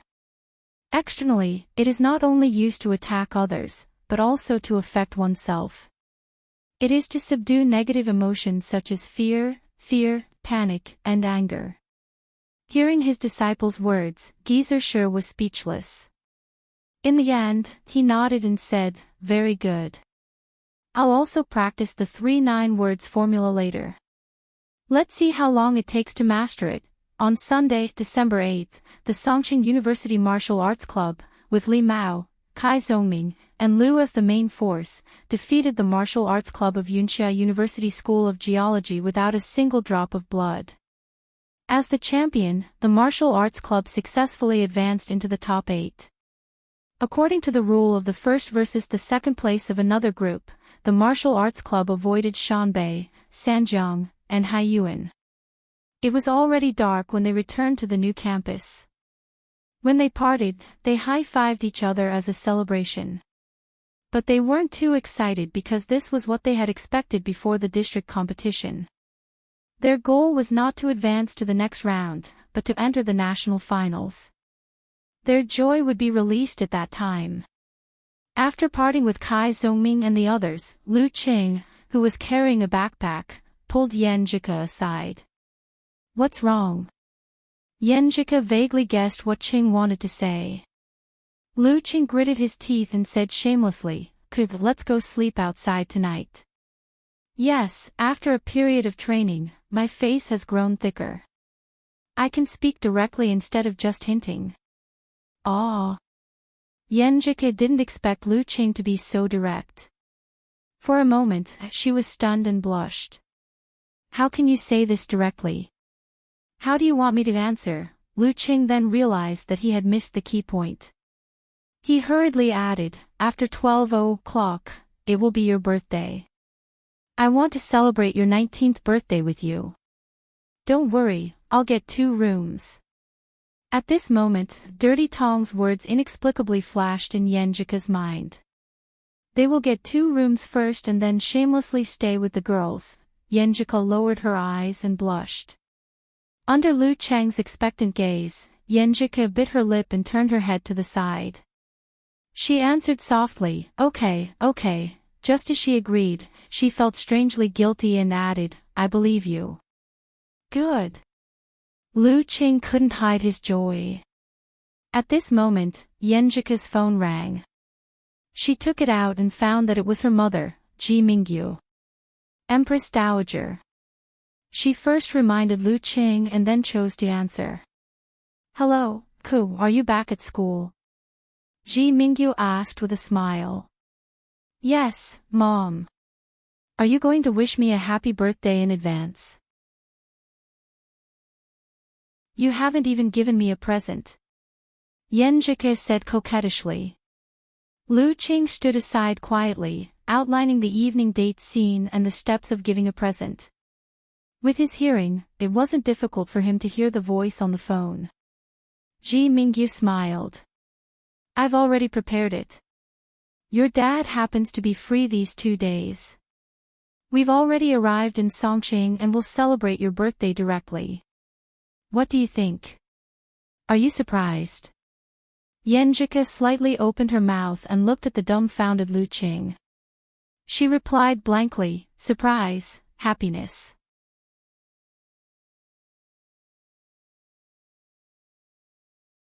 Chapter 327. Surprise. Lu Qing felt that the sky was dark, as if the Empress Dowager's palm was pressing down. He was like a monkey on the 5 Fingers Mountain, unable to escape no matter how hard he tried. As the saying goes, the virtue rises 1 foot, the devil rises 10. She had never expected that she would come all the way to Songqing to celebrate Ke's birthday. On the other end of the phone, Ji Mingyu continued to smile as if she didn't feel anything. Last year, your dad and I didn't have the time to accompany our little princess to adulthood. This time, we have to make up for it. We are at Songya Hotel. You can take a taxi and come here directly. Don't go to class tonight. Anyway, isn't it a class meeting? Just ask the counselor for a leave. Okay. Yenjike agreed, feeling warm and worried at the same time. Songqing University's tradition was that the class on Sunday evening was fixed as the class meeting. Of course, it wasn't written in the class schedule. It was usually given a sock puppet, such as situation and policy. This was the only class in the preset class schedule that couldn't be changed. Lu Qing and Yenjike usually came back late because of away games on Sunday, so they directly asked for a long leave from the counselor through the school management. They didn't have to attend this class for a long time. After hanging up the phone, Yenjike pursed her lips and looked at Lu Qing with complicated eyes. She opened her mouth several times but couldn't say anything. Lu Qing quietly exhaled and smiled again. I want to ask a question now. How big is the shadow in my heart? Well, tomorrow is your official birthday. I'll treat you to a big meal tonight. He tried to dispel Ke's guilt by self-deprecating, but the loss and regret wouldn't disappear so easily. They couldn't hold each other's hands to celebrate the first birthday of their relationship. Moreover, he had no excuse to stay out all night tomorrow. Yenjike rolled her eyes and bit her teeth lightly. Suddenly she turned her head and looked to the side, slightly raising her chin. You and I will go over together. Aw. Meet the parents. Isn't this too hasty? Lu Qing was shocked and frightened for a few seconds. But soon he calmed down and no longer panicked. I'm not bad now. I have the ability to guarantee Ke's future. I can hold my head high when I meet the Empress Dowager and father-in-law. There's nothing to be afraid of. This was confidence, and certainty. Well, it's definitely not good to go empty-handed. I have to hurry up and buy some gifts. What should my son-in-law bring when he visits for the first time? Seeing his surprised and thoughtful expression, Yenjike knew that he was thinking too much and outlining the future. She hurriedly said, What are you thinking about? I mean, why don't you stay in Songya Hotel tonight? When my parents are asleep, I'll come to find you. Let's spend the midnight together. Well, if my mom comes alone, she will definitely ask me to sleep with her. But isn't my dad here? The two of them love each other very much, how could they bear to part with each other? Same as us. Lu Qing chuckled in agreement. He stopped all thoughts of meeting the parents and became happy and expectant again. Yenjike glared at him and snorted. She suddenly felt like she had done something bad again. She glanced at the luggage on Lu Cheng's back and suddenly realized something. You didn't stuff the birthday cake in there, did you? I was just wondering why Ching brought his big backpack today. Not just the birthday cake. Lu Qing smiled and kept her guessing. With his current strength and control of his body, even if he carried a small cake and ran around, it wouldn't be damaged. You have more gifts? Yenjika asked curiously and happily. She really wanted to know what it was now. Hey, you'll know when the time comes. Lu Qing was determined not to tell, even though Ko kept asking. The family reunion, the delicious dinner, the surprise gifts, and the warm conversation had nothing to do with Lu Qing. He stayed in room 1218 and busied himself with decorating. When everything was done, he chatted with Yenjika on the internet and patiently waited for her to appear. Number 1902, Double Bedroom Suite. Yenjika was sitting on the sofa, leaning back and holding Ji Mingyu's arm. She was chatting with her parents about her major. On the tea table in front of her, there was a cake that had been eaten and a candle that had been blown out. She looked at the time on her phone and deliberately covered her mouth to yawn.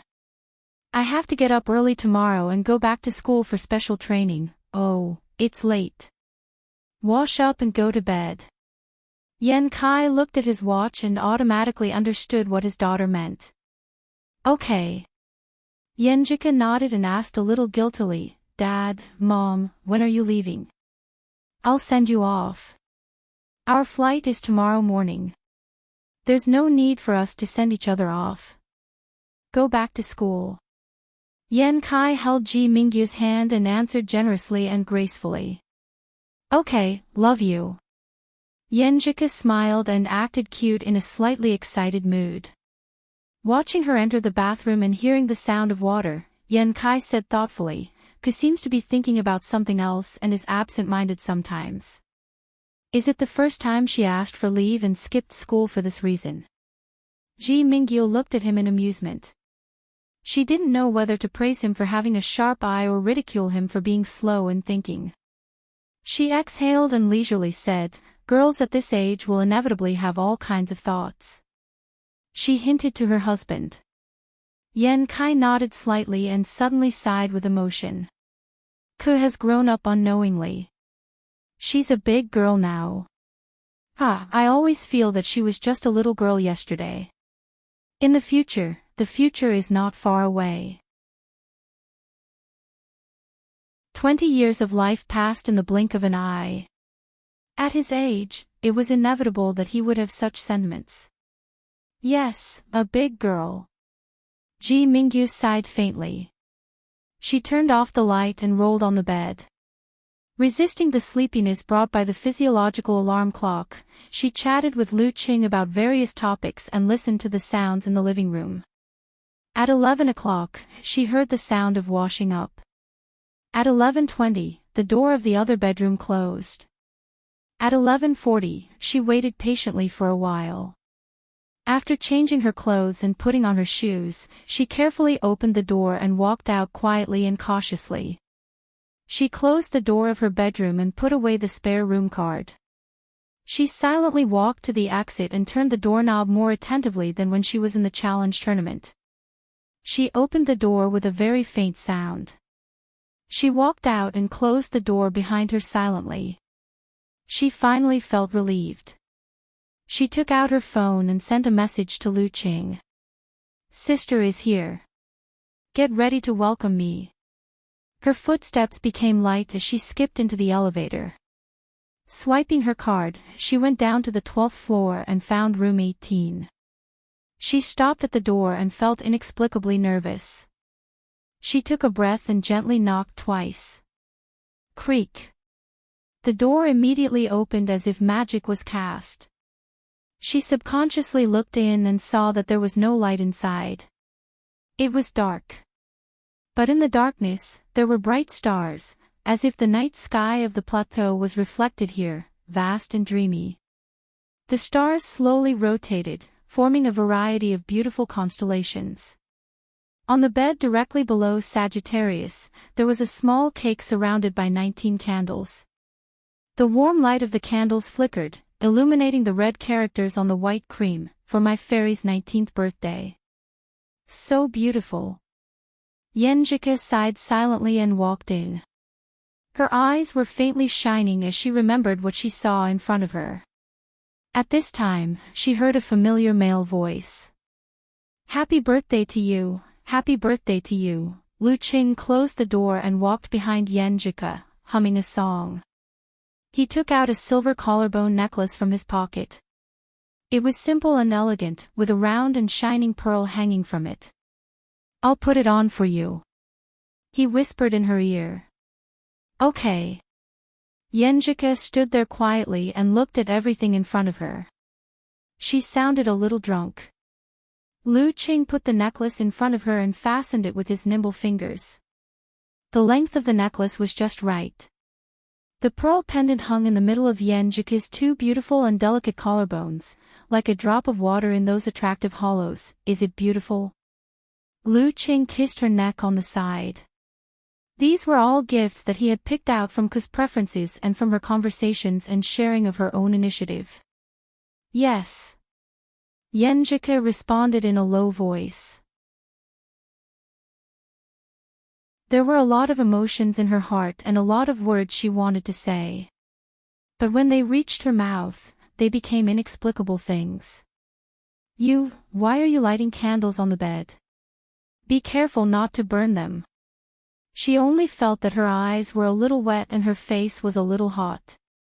Have you forgotten that I'm a walking refrigerator now? Lu Qing laughed in her ear and pulled her to the bedside. Wait for midnight to make a wish. Okay.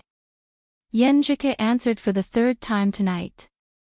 She looked around and tried to find a topic that would not make her excited. What's the meaning of this collarbone necklace? Lu Qing was prepared. He laughed and said, a pearl means that it's your first birthday after we got together.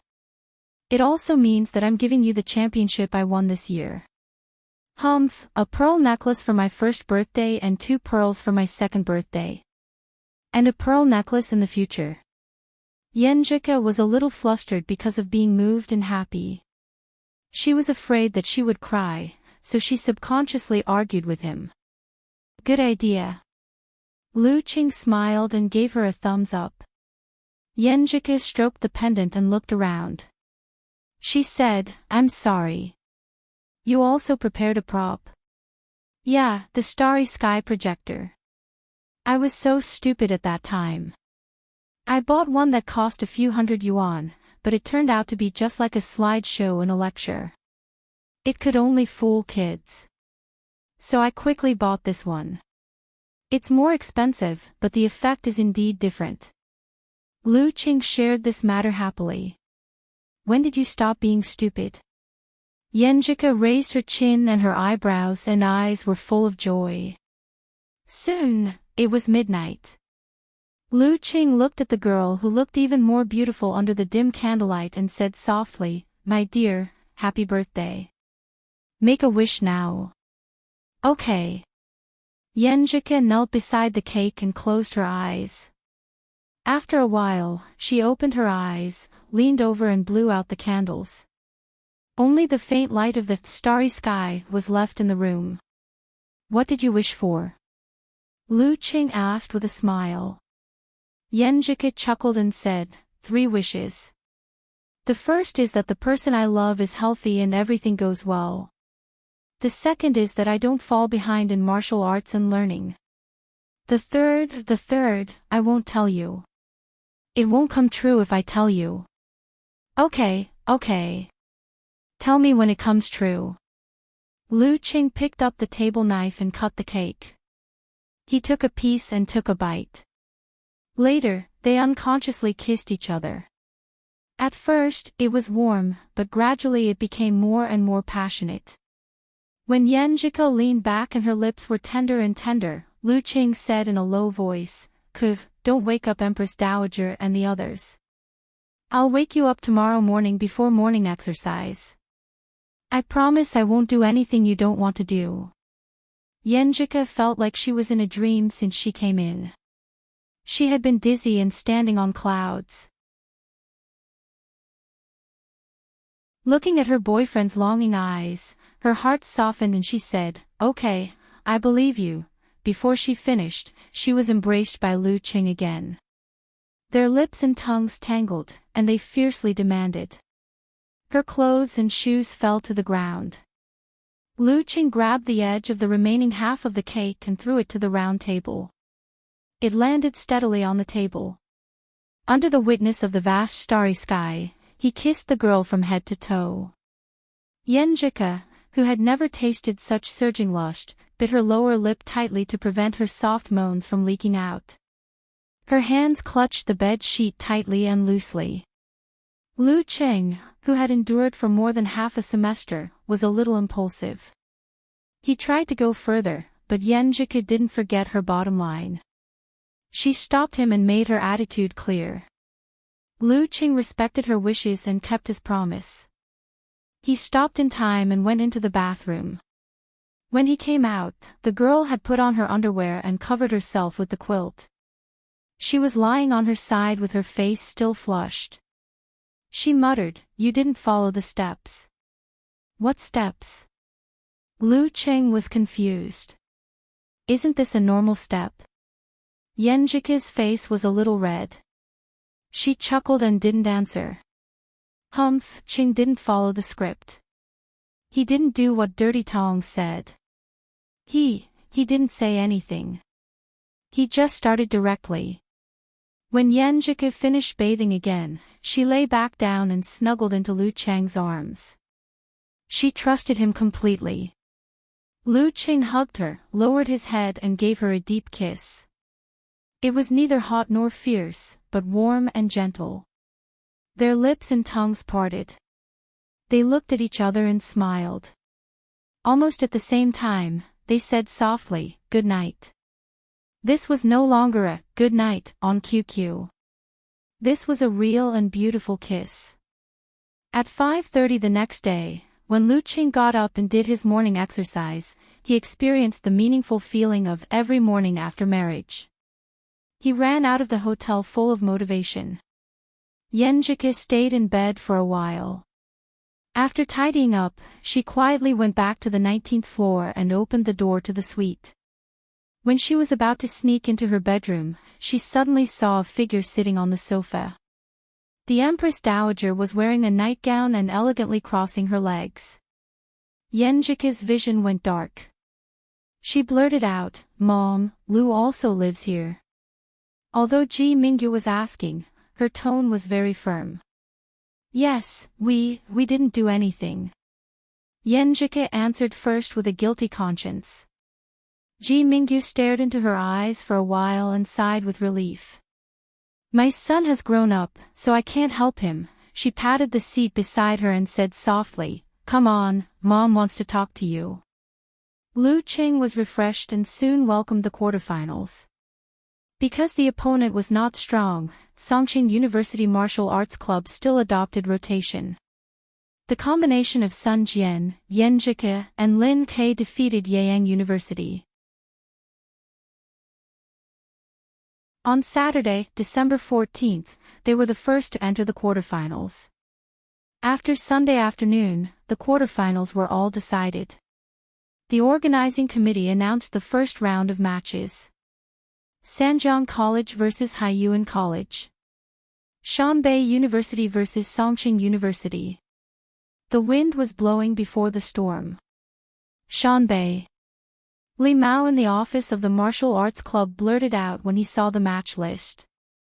He forgot that Xu Rui was leading the team to shoot the material. Lu Qing, and the others already knew that they had to face Shanbei in the quarterfinals.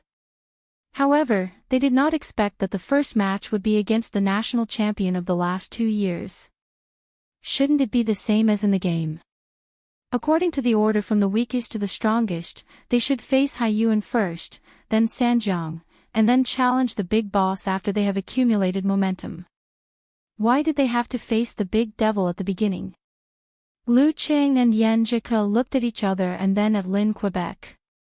They had mixed feelings. There was excitement and expectation, but there was also anxiety and nervousness. The first match against Shanbei would not only affect this match, but also affect the following matches due to the different results. If their momentum was thwarted and their morale was low, they might not be able to win the next 2 matches. Shanbei. In Sanjiang College, Chu Hui took off his top hat. Imitating a Western gentleman, he bowed in front of the computer screen with a smile. What an easy draw. Songqing University was going to fight Shanbei first, so they would definitely win at the first spurt of energy, then decline at the second, and finally be exhausted at the third. This was a great advantage for the martial arts club. Besides him, the other members of Sanjiang Martial Arts Club were also cheering. Shanbei. In front of the dormitory desk, Yan Shaoling almost jumped up. She quickly posted a post on the forum to calm herself down. Unparalleled Dragon King, what should we do? The first match is against Shanbei. Unparalleled Dragon King said with a funny face, what else can we do? We can't give up the match, right?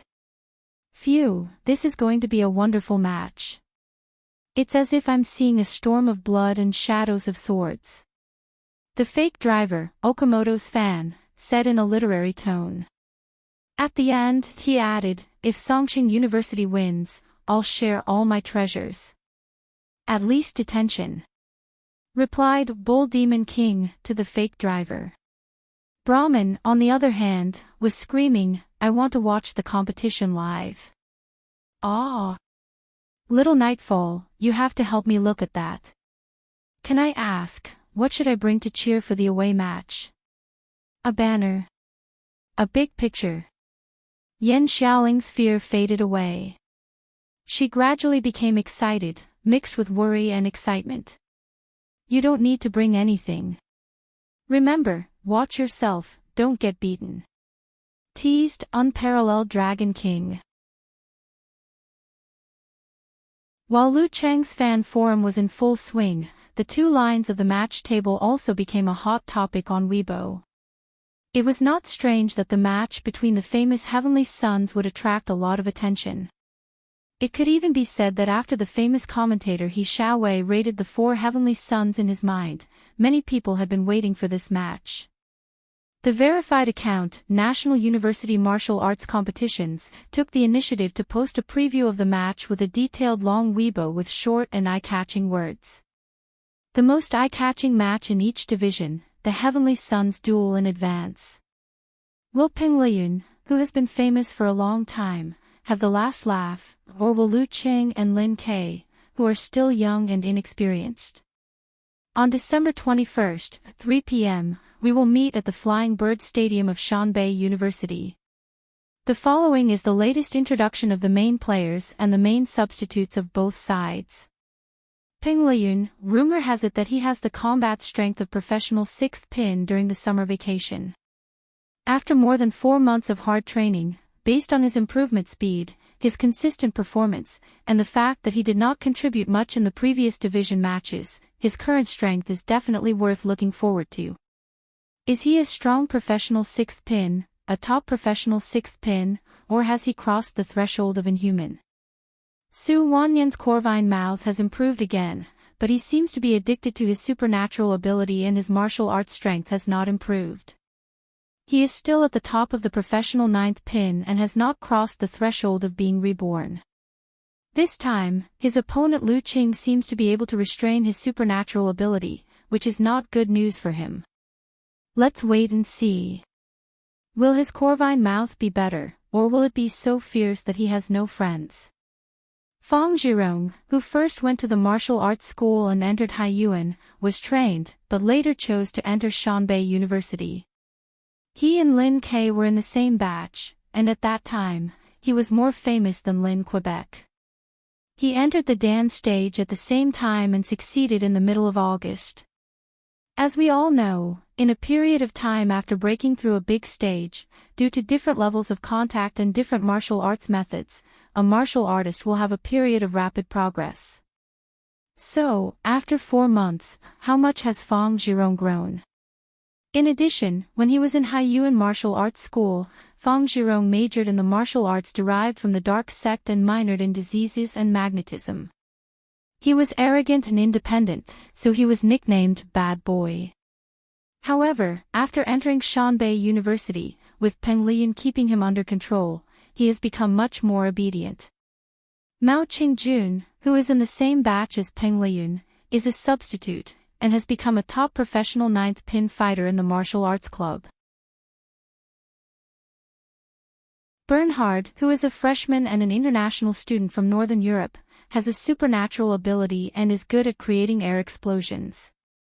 His nickname is Nobel, but because his martial arts level is not yet at the professional 9th pin level, he is unable to compete for the position of the main force. Lu Cheng, who is the biggest discovery of this generation in the Ice Gods sect, showed the strength of a professional 7th pin when he just entered the Dan stage in August. Now more than 4 months have passed, and he has not fought seriously. Just like Fang Zhirong, who is in the period of rapid progress, what kind of surprise will he bring to us? What kind of miracle will the miracle boy create? Lin Ke, who is the new direct disciple of Xu Shen study, entered the Dan stage in June. It has been more than half a year since then, and no one knows how many movements of the fighting sect he has mastered. In the previous competition, it is said that he made a shocking performance when he showed his full strength. Let's look forward to seeing his full strength, who is also in the state of rapid progress. Yenjika, don't just pay attention to her appearance, we should also see her improvement in martial arts. In 1 year, she has no rank to the current professional 9th pin level. Of course, she is different from Lu Qing.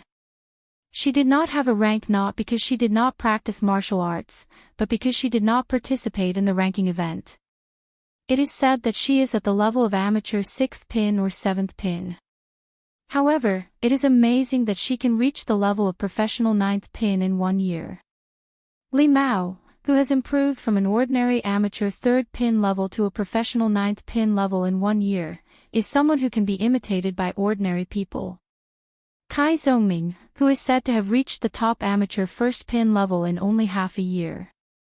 Sun Jian, a senior member of the martial arts club and the top amateur 1st pin level. Lin Hua, who is expected to reach the amateur 1st pin level this month. Now that the introductions are over, let's interview some of the leading players about this competition. At Shangqing Peng Liyun at Ironmouth Forever Fang Zhirong 001 Lu Qing 129. As for Lin Ke, he probably doesn't have a Weibo account. In the self-study classroom, Lu Qing, who had been reposted and tagged by many people, saw this Weibo. For a moment, his mind was in turmoil, and he did not know how to reply in what tone or manner. At this time, he saw Shangqing Peng Liyun take the lead and say, "I am looking forward to the competition with Lu Qing and Lin Quebec." It was a very ordinary and polite sentence, but under the interpretation of others, it had a completely different meaning. Does Lazai mean that Lu Qing and Lin Ke alone are not enough? He is looking forward to the battle of attrition by Lu Qing and Lin Ke, right? He is full of confidence. Not long after, Ironmouth Forever expressed his opinion. Songqing University is very strong, and Lu Qing and Lin Ke's progress is also admirable. But I want to say that the final victory will belong to us. Fang Zhirong 001 said concisely, "Wait for them." Feeling the momentum and confidence of the national champion from Shanbei, Lu Qing held the phone and hesitated to respond. What's wrong? Yenjika, who had just grasped a difficult point, noticed her boyfriend's abnormality. Lu Qing handed the phone to her, turned to the beginning, and explained in a low voice. "You don't know how to answer." Yenjika looked at Lu Qing and asked sharply. Lu Qing nodded and sighed. "I want to win, but my reason tells me that the chance of winning is very small. If I show confidence and seek victory, I will probably be slapped in the face after the competition. But if I admit defeat at the beginning, I can't do it." Yenjika looked up and pursed her lips. Then she smiled and said, "Qing, I thought of a saying that I saw a few days ago. It is a bit vulgar, but it has some truth, and it is very suitable for your current situation." "What saying?" Lu Qing asked curiously. Yenjika smiled like a flower in full bloom. She said in a low and fast voice, indifferent to life and death, fight if you are not convinced. Now we can change it. Indifferent to life and death, fight if you are not convinced. Indifferent to life and death, fight if you are not convinced. Indifferent to life and death, fight if you are not convinced.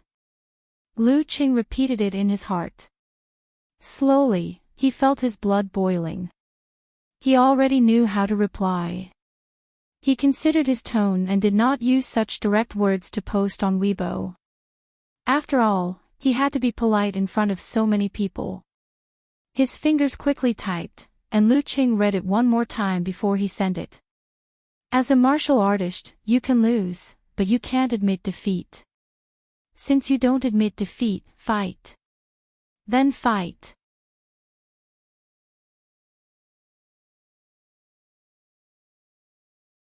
Chapter 328. Lu Cheng's reply soon attracted a lot of attention. Some agreed, some mocked, and some praised. Not bad, young man. Your attitude is quite sincere. What a weak aura. Are you scared before the fight? Even if you lose, you don't want to lose. You can just say, let's fight. It's better than adding a bunch of words. That's called being rational. You know you can't beat him, but you still pretend to be confident and hot-blooded. You're either stupid or stupid. Do you like people who talk big? How is this aura weak? Polite and restrained. You don't understand the art of speaking. Not willing to admit defeat means I want to win. I want to win, let's fight. Is that how you feel? Tisk tsk, you bunch of brainless fans. Don't help him. You obviously don't have the confidence. You obviously don't believe you can beat Ping Liyun. Oh, you even teamed up with Lin Ke. There were some IDs that Lu Qing was familiar with. Wonton Seller said, well said. I don't understand them either. Come on, patting shoulder. Eternal Nightfall said, no matter what they say, I'm fired up. Brahman 001 inch said, I'll support you no matter what you say. Unparalleled Dragon King said with a smile, to be honest, your aura is a little weak, but it suits your character. You're not blindly arrogant, and you don't make empty promises. While reading the replies, Lu Qing was sometimes angry and wanted to post a Weibo rebuttal. At other times, he felt relieved that there were still people who understood him and wanted to give them a like. But in the end, he didn't do anything. He just logged out of Weibo and put down his phone. Maturity didn't mean that one didn't have emotional fluctuations, couldn't be stimulated, and wouldn't be full of desire for certain things. It meant that one knew how to control oneself. When faced with various influences, one could grasp one's thoughts and not be impulsive and blindly vent. Beside him, Yenjika was also reading the comments on Weibo. She was even angrier than him. These people are so hateful. I want to catch them and reason with them. Looking at the girl's puffed-up cheeks, Lu Qing couldn't help but laugh. His mood instantly improved. Go ahead. I haven't seen Coach Yen scold anyone. Yenjika glared at him, annoyed and amused at the same time. I scold people all the time, okay? You idiot. That's true. Lu Qing smiled at the scolding. While flirting with each other, he completely adjusted his state of mind. He no longer thought about the external discussions and turned his attention to the competition on the weekend. On Friday, December 20th, at 8:35 p.m., the Songqing University Martial Arts Club arrived at Pingjiang City, Shanbei Province. They had arrived a day earlier so that they could challenge the defending champion in their best condition. The school had booked the same hotel that Lu Qing and Gizershur had stayed in before. Firstly, it was close by, so they could walk directly into Shanbei University without having to take a bus. Secondly, the environment and accommodation were good. There was a private martial arts gym nearby, so they could rent a place for a few hours for special warm-up training. However, the star rating of this hotel was a little different from what Geysershire had boasted. He felt that the principal didn't give him face and insisted that the school change the hotel to a room for one person instead of the usual double-bed room for two people. Of course, the reason he gave was very legitimate and very convincing. So that everyone can sleep well and be in good condition tomorrow. When they arrived at the hotel, Lu Qing put down his belongings and entered Yenjika's room. He seized the time to watch the video and discuss the opponent, racing against time. This was the strongest opponent he had encountered so far. No matter how well prepared he was, he couldn't be too prepared. Yenjika had missed a lot of homework because of this, so she had to catch up when she got back. At 10:30 p.m., he didn't shamelessly stay in Yenjika's room. After all, they were not the only ones staying in the room. He had to consider the girl's reputation. Yenjika curled up her legs and sat on the bed. She put her arms around his neck and took the initiative to give him a deep kiss. After their lips and tongues parted, she smiled softly and said, "Good night." "Good night." Lu Qing kissed her forehead again, turned around and walked out of the room with a smile. "Do you think I'm a kid?" Yenjika touched her forehead and fell down. She hugged the quilt and smiled. The next day, before dawn, Lu Qing got up on time at 5:30 a.m. He washed up and changed into his martial arts suit. He opened the door to find a place to do morning exercises. As soon as he walked out, he felt something was wrong. He turned around and saw Shu Rui and her shooting team standing not far away.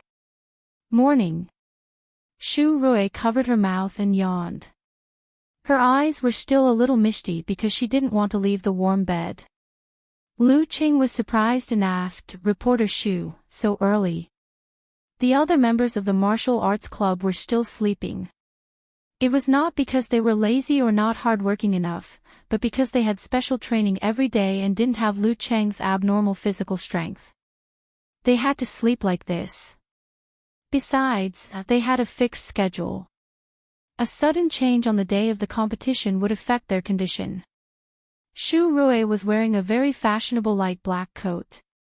She smiled and said, "In our line of work, other people think it's glamorous. In fact, it's not that good. It's common to wake up early and sleep late. My skin is much worse than when I was in college. I have to spend half of my money on skincare." After closing the distance by complaining, she said with a smile, "I've heard that you always wake up early at 5:30 a.m. to do morning exercises every day, but I never got a chance to film it. This time, I finally got the chance. Don't worry, I won't film your specific training. I'll just film you going out, running, and looking for a training ground." "Okay." Lu Qing agreed. Shu Rui immediately beamed. She ordered the team to follow and film.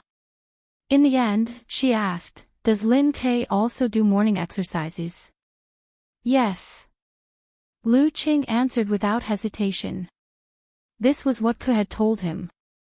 "Oh, what time does he go out?" Shu Rui asked in surprise. "That I don't know. He's always been a loner." Lu Qing spread his hands. Shu Rui clapped her hands. She smiled and said, "There's news. The two leading members of Songqing University Martial Arts Club have a lot of conflicts. Actually, we're relatives." "You don't talk like this in front of Lin Ke." Lu Qing complained in his heart. He didn't chat with Shu Rui anymore. He turned around and ran slowly to the elevator. Shu Rui made a gesture and the whole team followed him professionally. After leaving the hotel, Lu Qing went into the light white fog of early winter. After getting his bearings, he ran into Shanbei University. While running, he suddenly remembered something. He subconsciously turned to the stadium. Now, today, will he still train there? Following the path in his memory, a path that was almost unfamiliar to him, Lu Qing ran to the vicinity of a large sports field and looked directly at a ginkgo tree. The yellow leaves of the ginkgo tree were falling. The sky was dark and filled with mist. A young man in a white martial arts suit was standing in the middle of the field. He was moving vigorously. He's really here. He didn't relax at all. Lu Qing felt as though he was touched by something back then. Even though it was too far away and he couldn't see clearly, he recognized the young man in the white martial arts suit from watching him day and night. He was the leading member of Shanbei University Martial Arts Club, the direct disciple of Shangqing's sect, Ping Liyun. Lu Qing didn't look at other people's training. It was taboo. Just as he was about to turn around and find another place, Ping Liyun suddenly stopped, raised his head, and looked at him. With a whoosh, Lu Qing felt like there were two flashes of lightning in front of him. They lit up the darkness and dispersed the mist. Of course, this was just his illusion. The lightning wasn't real. It was the two flashes of light in Ping Liyun's eyes. Even from such a distance, the two flashes of light had such momentum. Suddenly, Lu Qing thought of a symbol of the Thunder sect of Taoism, white in the empty room. This meant that after successful training, one's qi and blood would be full of vitality and his spirit would be so strong that he could see daylight by running his Dan qi in an empty quiet room. Ping Liyun has reached this level. Has he completed the level below the inhuman stage? Under the polishing of the army formula, Lu Qing's willpower had become tougher and sharper in certain aspects. He didn't panic when he suddenly met the gaze of the empty room, nor did he try to avoid it. He didn't even close his eyes subconsciously. He looked back at Ping Liyun and nodded with a smile. He didn't hide his burning desire to fight. The light in Ping Liyun's eyes faded. He nodded from a distance and responded with a smile. Without any other communication, Ping Liyun started training again. Lu Qing turned around and ran to another secluded place. Last year, this season, I came here, received my first education, and truly began my own path of martial arts. This year, I've returned here, and I'm qualified to be a challenger. Did you get it? Shu Rui didn't expect to see such an encounter between Lu Qing and Ping Liyun in a simple morning training. She was so excited that she couldn't speak. This was material that could only be encountered but not sought. We didn't get that look. We can only edit it according to the front and back. The cameraman was very disappointed. Let's do it. This is the first-hand record of the scene. It's very effective for publicity. Shu Rui clenched her fist. After the morning training, Ping Liyun ate his breakfast slowly and went to the martial arts club. He saw Su Wanyan, Fang Zhirong, and the others warming up. Junior brother Ping, I heard that those from Songqing University arrived last night and are staying in the Osmanthus Garden Hotel. Su Wanyan came over and said excitedly. Ping Liyun smiled and said, I met Lu Qing this morning. You met him. He's also doing morning training. How was it? How did it feel to see him face to face? Su Wanyan asked. Ping Liyun smiled and said, not bad. His eyes began to empty again. At around 2:00 in the afternoon, Lu Qing and the others entered the martial arts stadium of Shanbei University in their casual clothes. Because it looked like a big bird with open wings, it was also called the Flying Bird Stadium. Although it was still early, there were already many students in the stadium. They didn't insult or shout at the arrival of those from Songqing University. They just applauded and cheered as if they were attending a feast. This was the attitude of a champion. This was absolute confidence. I feel like they don't take us seriously. Kai Zongming said in a low voice as they entered the locker room of the away team. Lu Qing laughed and said, don't worry. They don't treat you that way. They don't even look at you. They don't even know who you are. Well, I'm the main substitute anyway. Kai Zongming didn't feel inferior at all.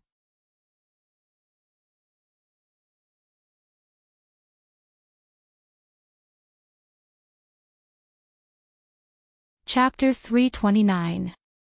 After hearing Li Mao's words, the whole locker room fell into silence, as if they were asking themselves if Songqing University Martial Arts Club was a worthy opponent for Ping Liyun. In such an atmosphere, Yan Zhika smiled and answered, "No matter what, we are not opponents that he can take lightly. So this time, he will definitely not be the last one to come out." "Why?" Sun Jian blurted out. "Isn't this a contradiction? Ping Liyun didn't come out in advance when he fought Hua Hai and Guangnan last year." Yan Zhika smiled and glanced at Lu Qing. "Because Cheng's supernatural ability can restrain the Corvine mouth. If Shanbei doesn't want to give us a free match, they will definitely let Su Wanyan come out last. In this way, even if he encounters Qing, it will be Qing who has fought hard. He will have a chance to win with his own martial arts strength. Besides, no one knows whether his lucky star can still reflect the Corvine mouth when Chang's condition is low. Without a similar supernatural ability user to help him do the experiment, Lu Qing couldn't figure it out himself. But he vaguely felt that since this supernatural ability was rooted in the Jin Dan, his own condition wouldn't affect the result too much." Hearing Yan Zhika's explanation, everyone calmed down from their tense state and expressed their agreement one after another. "Su Wanyan will be the last one to come out. Do you think Ping Liyun will be the vanguard directly or let Fang Zhirong test us first to wear us down?" Li Mao asked thoughtfully. Kai Zhongming waved his hand. "That's easy. You can figure it out with your toes. Go ahead." Sun Jian, Lin Hua, and the others looked at little Ming with surprise and expectation. Only Lu Qing glanced at him, doubting that he could say anything good. "Ping Liyun will either be the first or the second one to come out." Talker answered seriously. "Pfft." Sun Jian chuckled and gritted his teeth. "You really should be the first to go up. Show off your glib tongue. Look at all of us teammates, we all miss you, Aruba." Sun Jian said in a good mood. Aruba was a game of punishment. It was to lift a boy up, spread his legs, and rub his crotch against a pillar. It was both mentally and physically cruel. "I see that you are nervous, so I help you relax." You don't treat me like this." Kai Zhongming answered with a smile.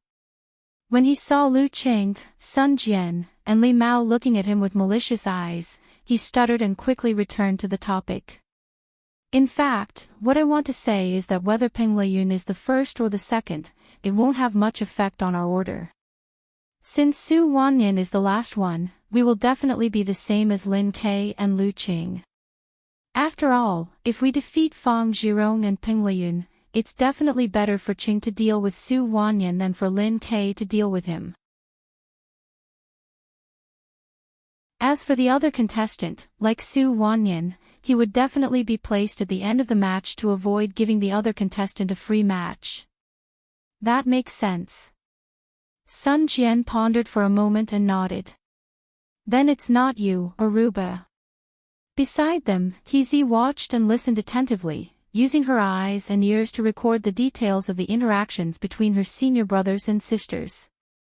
As for Shu Rui, in order to ensure that everyone was in good condition, Gizersha refused her suggestion to come in and record the daily routine before the match. Yan Zhika had been quietly listening to Li Mao's second question. Now she smiled and said, "That's right." With a smile, she said, "Actually, Cheng and I both think that Ping Liyun will be the second contestant." "Why?" Lin Hua, Li Mao, and the others all looked at her and Lu Qing. Did Ping Liyun pay special attention to him or not? Lu Qing didn't say anything. He just looked at Yan Zhika with a smile, waiting for her to explain. She pursed her lips and said, "This has nothing to do with Ping Liyun. It's because of Fang Zhirong's character and thoughts. He is very arrogant, unruly, and maverick. When we talked about the heavenly sons of the era, he was only mentioned briefly. When we talked about the clash between Shanbei and Songqing University, he was ignored again. Most of the time, it was Peng Liyun who fought against Ching and Lin Quebec. With his character, I think he will be very unhappy. He will hold back his anger and want to prove himself. Most of the time, he will take the initiative to fight against Ching or Lin K in their best condition. If Peng Liyun doesn't have a choice, then the most natural choice is to accept.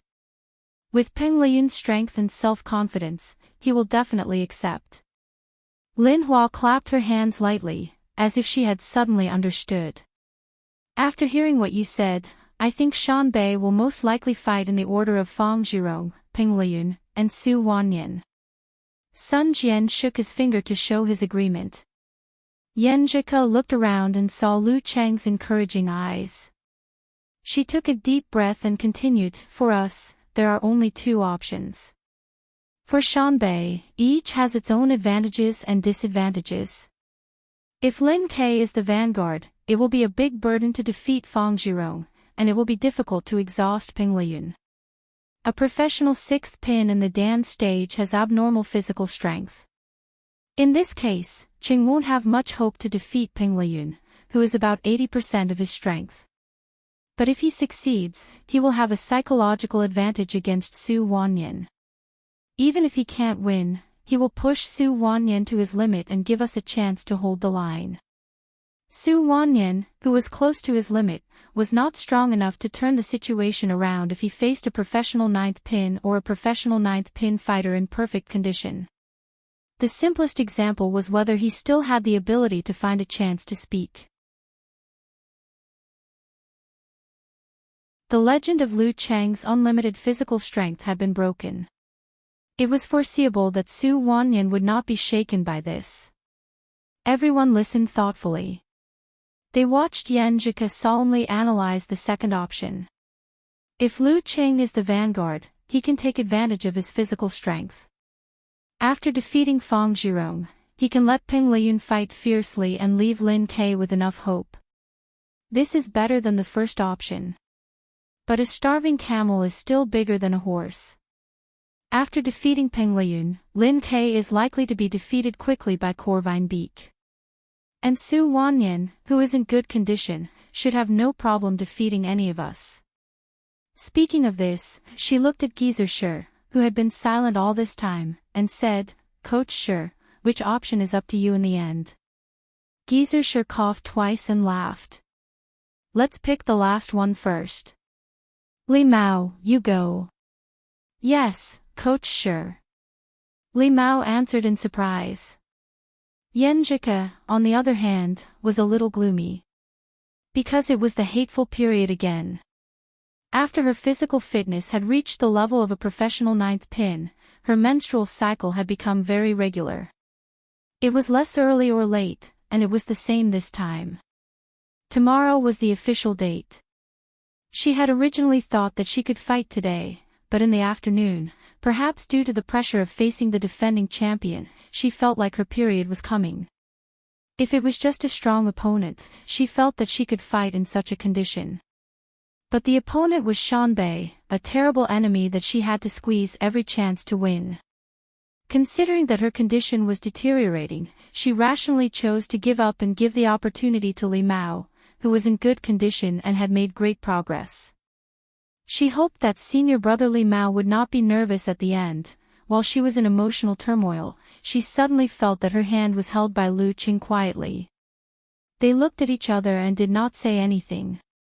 Geezer Shi cleared his throat and laughed. Since the order of Lin K, Lu Qing, and Lu Qing has advantages and disadvantages, then we. He made a decision with a hey. Let's draw lots. Ah. Draw lots. Lu Qing was a little dumbfounded, so were the other members. Isn't this too childish? In the locker room of Shanbei University, Huang Qing, a middle-aged coach with white hair, glanced at Su Wanyan and said, You'll fight last. He was a senior coach in the university martial arts circle. Although he was only a professional 8th pin in the Dan stage, he was very good at teaching newcomers. He had trained countless professional 9th pin fighters, including nearly 10 in the Danchi stage. Many martial arts clubs, martial arts schools, and even clubs had hired him with high salaries. Unfortunately, he preferred the atmosphere of the university and thought that the treatment was not bad, so he stayed in the circle.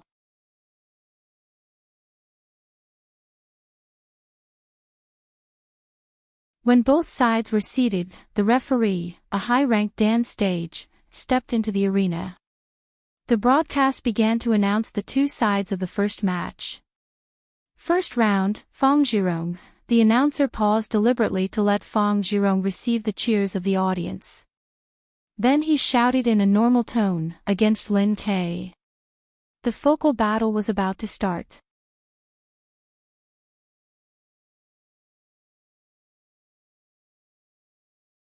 Chapter 330.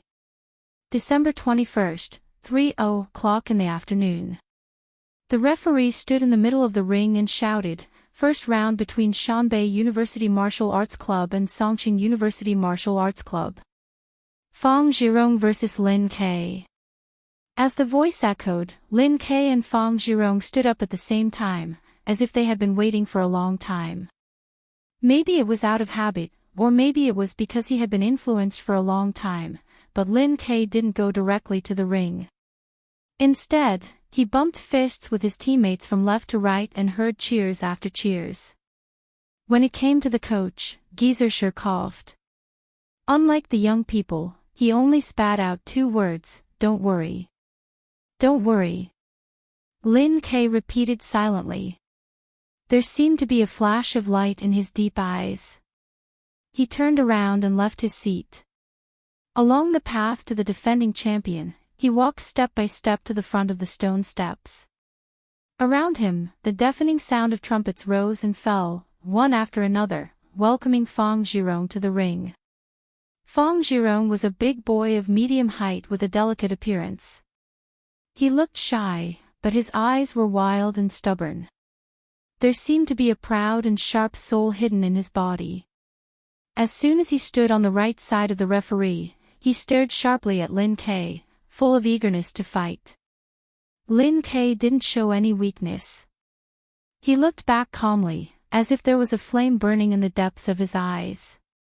Defeating a qualified opponent was what every martial artist yearned for and looked forward to. The tense scene in the ring made the host in the live broadcast room sigh with emotion. Last September, they were both highly anticipated genius fighters in the martial arts circle of the university, but they never got the chance to fight each other. One of them was overshadowed by Peng Liyun's brilliance, and the other was overtaken by Lu Qing, whose brilliance was overshadowed by Lu Qing. Both of them have their own shortcomings. Today's duel will definitely have a loser and a winner. Well, we can't rule out a tie.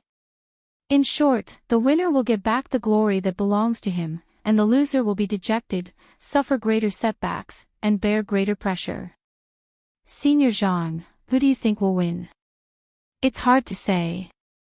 Zhang Heran shook his head and didn't make a definite judgment. They have just entered the Dan stage a few months ago and are still in the stage of advancing by leaps and bounds. How many moves of the fighting sect has Lin Ke mastered? How many breakthroughs of the meteor force has Fong Zhirong made? What new things have Fong Zhirong comprehended from the incomplete dark sect, plague sect and magnetic sect? None of these are known to outsiders. In other words, they don't know much about each other. This competition is full of variables. While the host and the guests were chatting, the referee looked around and extended his right hand. Conversation time starts now. Fong Zhirong smiled bashfully. The fighting spirit in his eyes grew stronger. When I first entered university, I kept hearing your name and was always compared to you. It was inevitable that I wanted to fight with you. But last year, President Su awakened the Corvine Beak supernatural ability and didn't give me a chance. Now, I can finally officially fight with you. At this point, he was no longer courteous and courteous. Let's see who is more powerful and who doesn't live up to his name. Let's see who is the real heavenly son of the era. Since August, I have been holding my breath, waiting for today, waiting for the battle to prove myself. Facing his provocative words, Lin Ke didn't even blink. He stood there with a blank expression. He was silent, brewing, and secretly counting. Fang Zhirong knew his opponent's usual behavior, so he didn't care. After speaking his mind, he felt relieved and began to adjust his body slightly. He rotated the local magnetic field and pushed his state higher bit by bit. When the conversation time was coming to an end, he suddenly saw Lin Ke open his mouth and reply to his previous words. Unfortunately, you are not Ping Liyun. Unfortunately, you are not Ping Liyun. Does that mean I'm not qualified? Is there a big gap between me and Ping Liyun? Fang Zhirong was hit in the part of his heart that he didn't want to be touched. Because of his deeply hidden inferiority, he was furious. Like a stray cat whose tail was stepped on, his pupils contracted and his hair stood on end. He was about to rush forward and tear his enemy apart. Sooner or later, I will defeat Ping Liyun. Sooner or later, I will surpass him. This day, will start with defeating you. Just as Fang Zhirong was about to come to his senses and suppress his emotions, the referee raised his right hand and suddenly swung it down. Begin. Lin Ke's grasp of the enemy's psychology and his use of time could be described as accurate. He was worthy of being a top student of the psychology department. However, when it came to psychological problems, those who could treat themselves couldn't treat themselves. Moreover, they were resistant to other people's treatment. Fang Zhirong was burning with anger. He bent his back and rushed toward his opponent in a zigzag manner, sticking close to the ground. His speed was extremely fast and his footwork was very strange. His opponent couldn't grasp where he would land every time. Lu Cheng's snake steps mixed with mercurial balance paled in comparison to his current state. Even if he was furious, Fang Zhirong was still a battle-hardened martial artist. He had seen Lin Ke's previous matches and had a deep impression of Lin Ke's lightning-fast attack at the beginning of the match. He didn't give him such a chance. Lin Ke looked indifferent.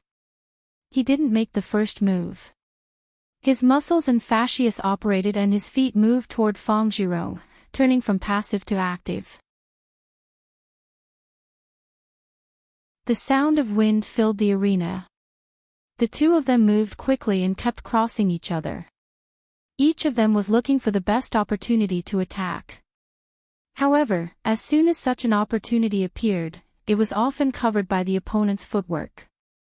They didn't collide for dozens of seconds, as if they were performing a dance for the audience. The layman enjoyed the show, while the expert appreciated the skill. While the audience was slightly disappointed that there wasn't a physical fight, Lu Cheng was watching attentively. His brother-in-law and Fang Zhirong's footwork were different. Fang Zhirong's footwork was ingenious. He moved in a straight line like a shooting star. He won with speed and won with a skill. The other was curved but not straight. He moved in circles and was more unpredictable. He was like a ghost in the dark night. Of course, they weren't very accomplished in this aspect. They were obviously weaker than Qiu Lin, who had practiced her family's footwork to the level of lotus steps, accompanying clouds and thunder. Lu Qing had to practice Yu steps to the level of astral wind steps. When he walked, he was surrounded by astral wind and made continuous explosive sounds. Only then could he be considered a match. After a few more rounds, the distance between the two of them was getting shorter and shorter. Lin Ke and Fang Zhirong seized the opportunity almost at the same time. Before they could use their strength in Dan Qi, Lin Ke exploded the strength in his shoulders and quickly swung his forearms to punch out like lightning. The other's back muscles swelled, and he slid forward and punched out like an illusion in the night. Bang! Their opportunities were intercepted by each other. The two fists collided in mid-air, making the first muffled sound of the match.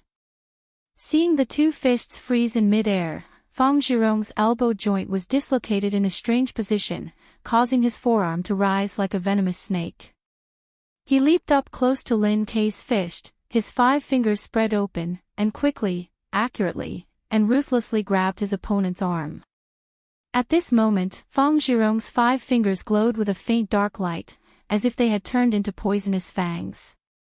He was going to inject a deadly substance into Lin Kei's body through contact. The dark sect's dark poison force. This force originated from the plague sect and was also known as the plague force. It was later learned by the founder of the infinite scripture of dark sky and incorporated into his own knowledge. It became one of the core forces of the dark sect. Compared to the original version, it was less poisonous and more mysterious. No matter where Lin Kei was touched, as long as it was not blocked by his force, he would be poisoned. Although the dark poison force that Fang Zhirong had mastered couldn't threaten Lin Kei's life with his current state, it could at least cause various negative effects, such as dizziness, difficulty in breathing, chest tightness and shortness of breath, effectively reducing the opponent's strength. Moreover, the poison would definitely accumulate, stacking over and over again. It would be difficult for Lin Kei to withstand it. Fang Zhirong's 5 fingers were like fangs that were about to bite down. It was so fast that it was impossible to dodge. At this moment, the muscles on Lin Kei's arms suddenly tightened and contracted, tightly sticking to his bones. It made that part of his body shorter out of thin air, causing Fang Zhirong's poisonous fangs to be slightly faster. It was as if he was trapped in a place of nothingness. This tightening and contraction was not normal. It was done by Lin Kei's force concentration. Following that, he didn't try to grab his opponent's wrist. Instead, he spurted out his Dan force and stomped his left foot. The 16th move of the fighting sect, earth cracking. Boom! The sound exploded from inside the arena. The ground under Fang Zhirong's feet suddenly cracked open, with a strong force rushing up like a volcano coming to life.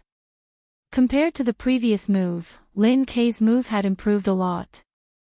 Fang Zhirong felt pain in the sole of his foot and couldn't help but pull back his leg. His body lost its balance and became unsteady. During this process, his right hand moved up and his 5 fingers left Lin Kei's arm.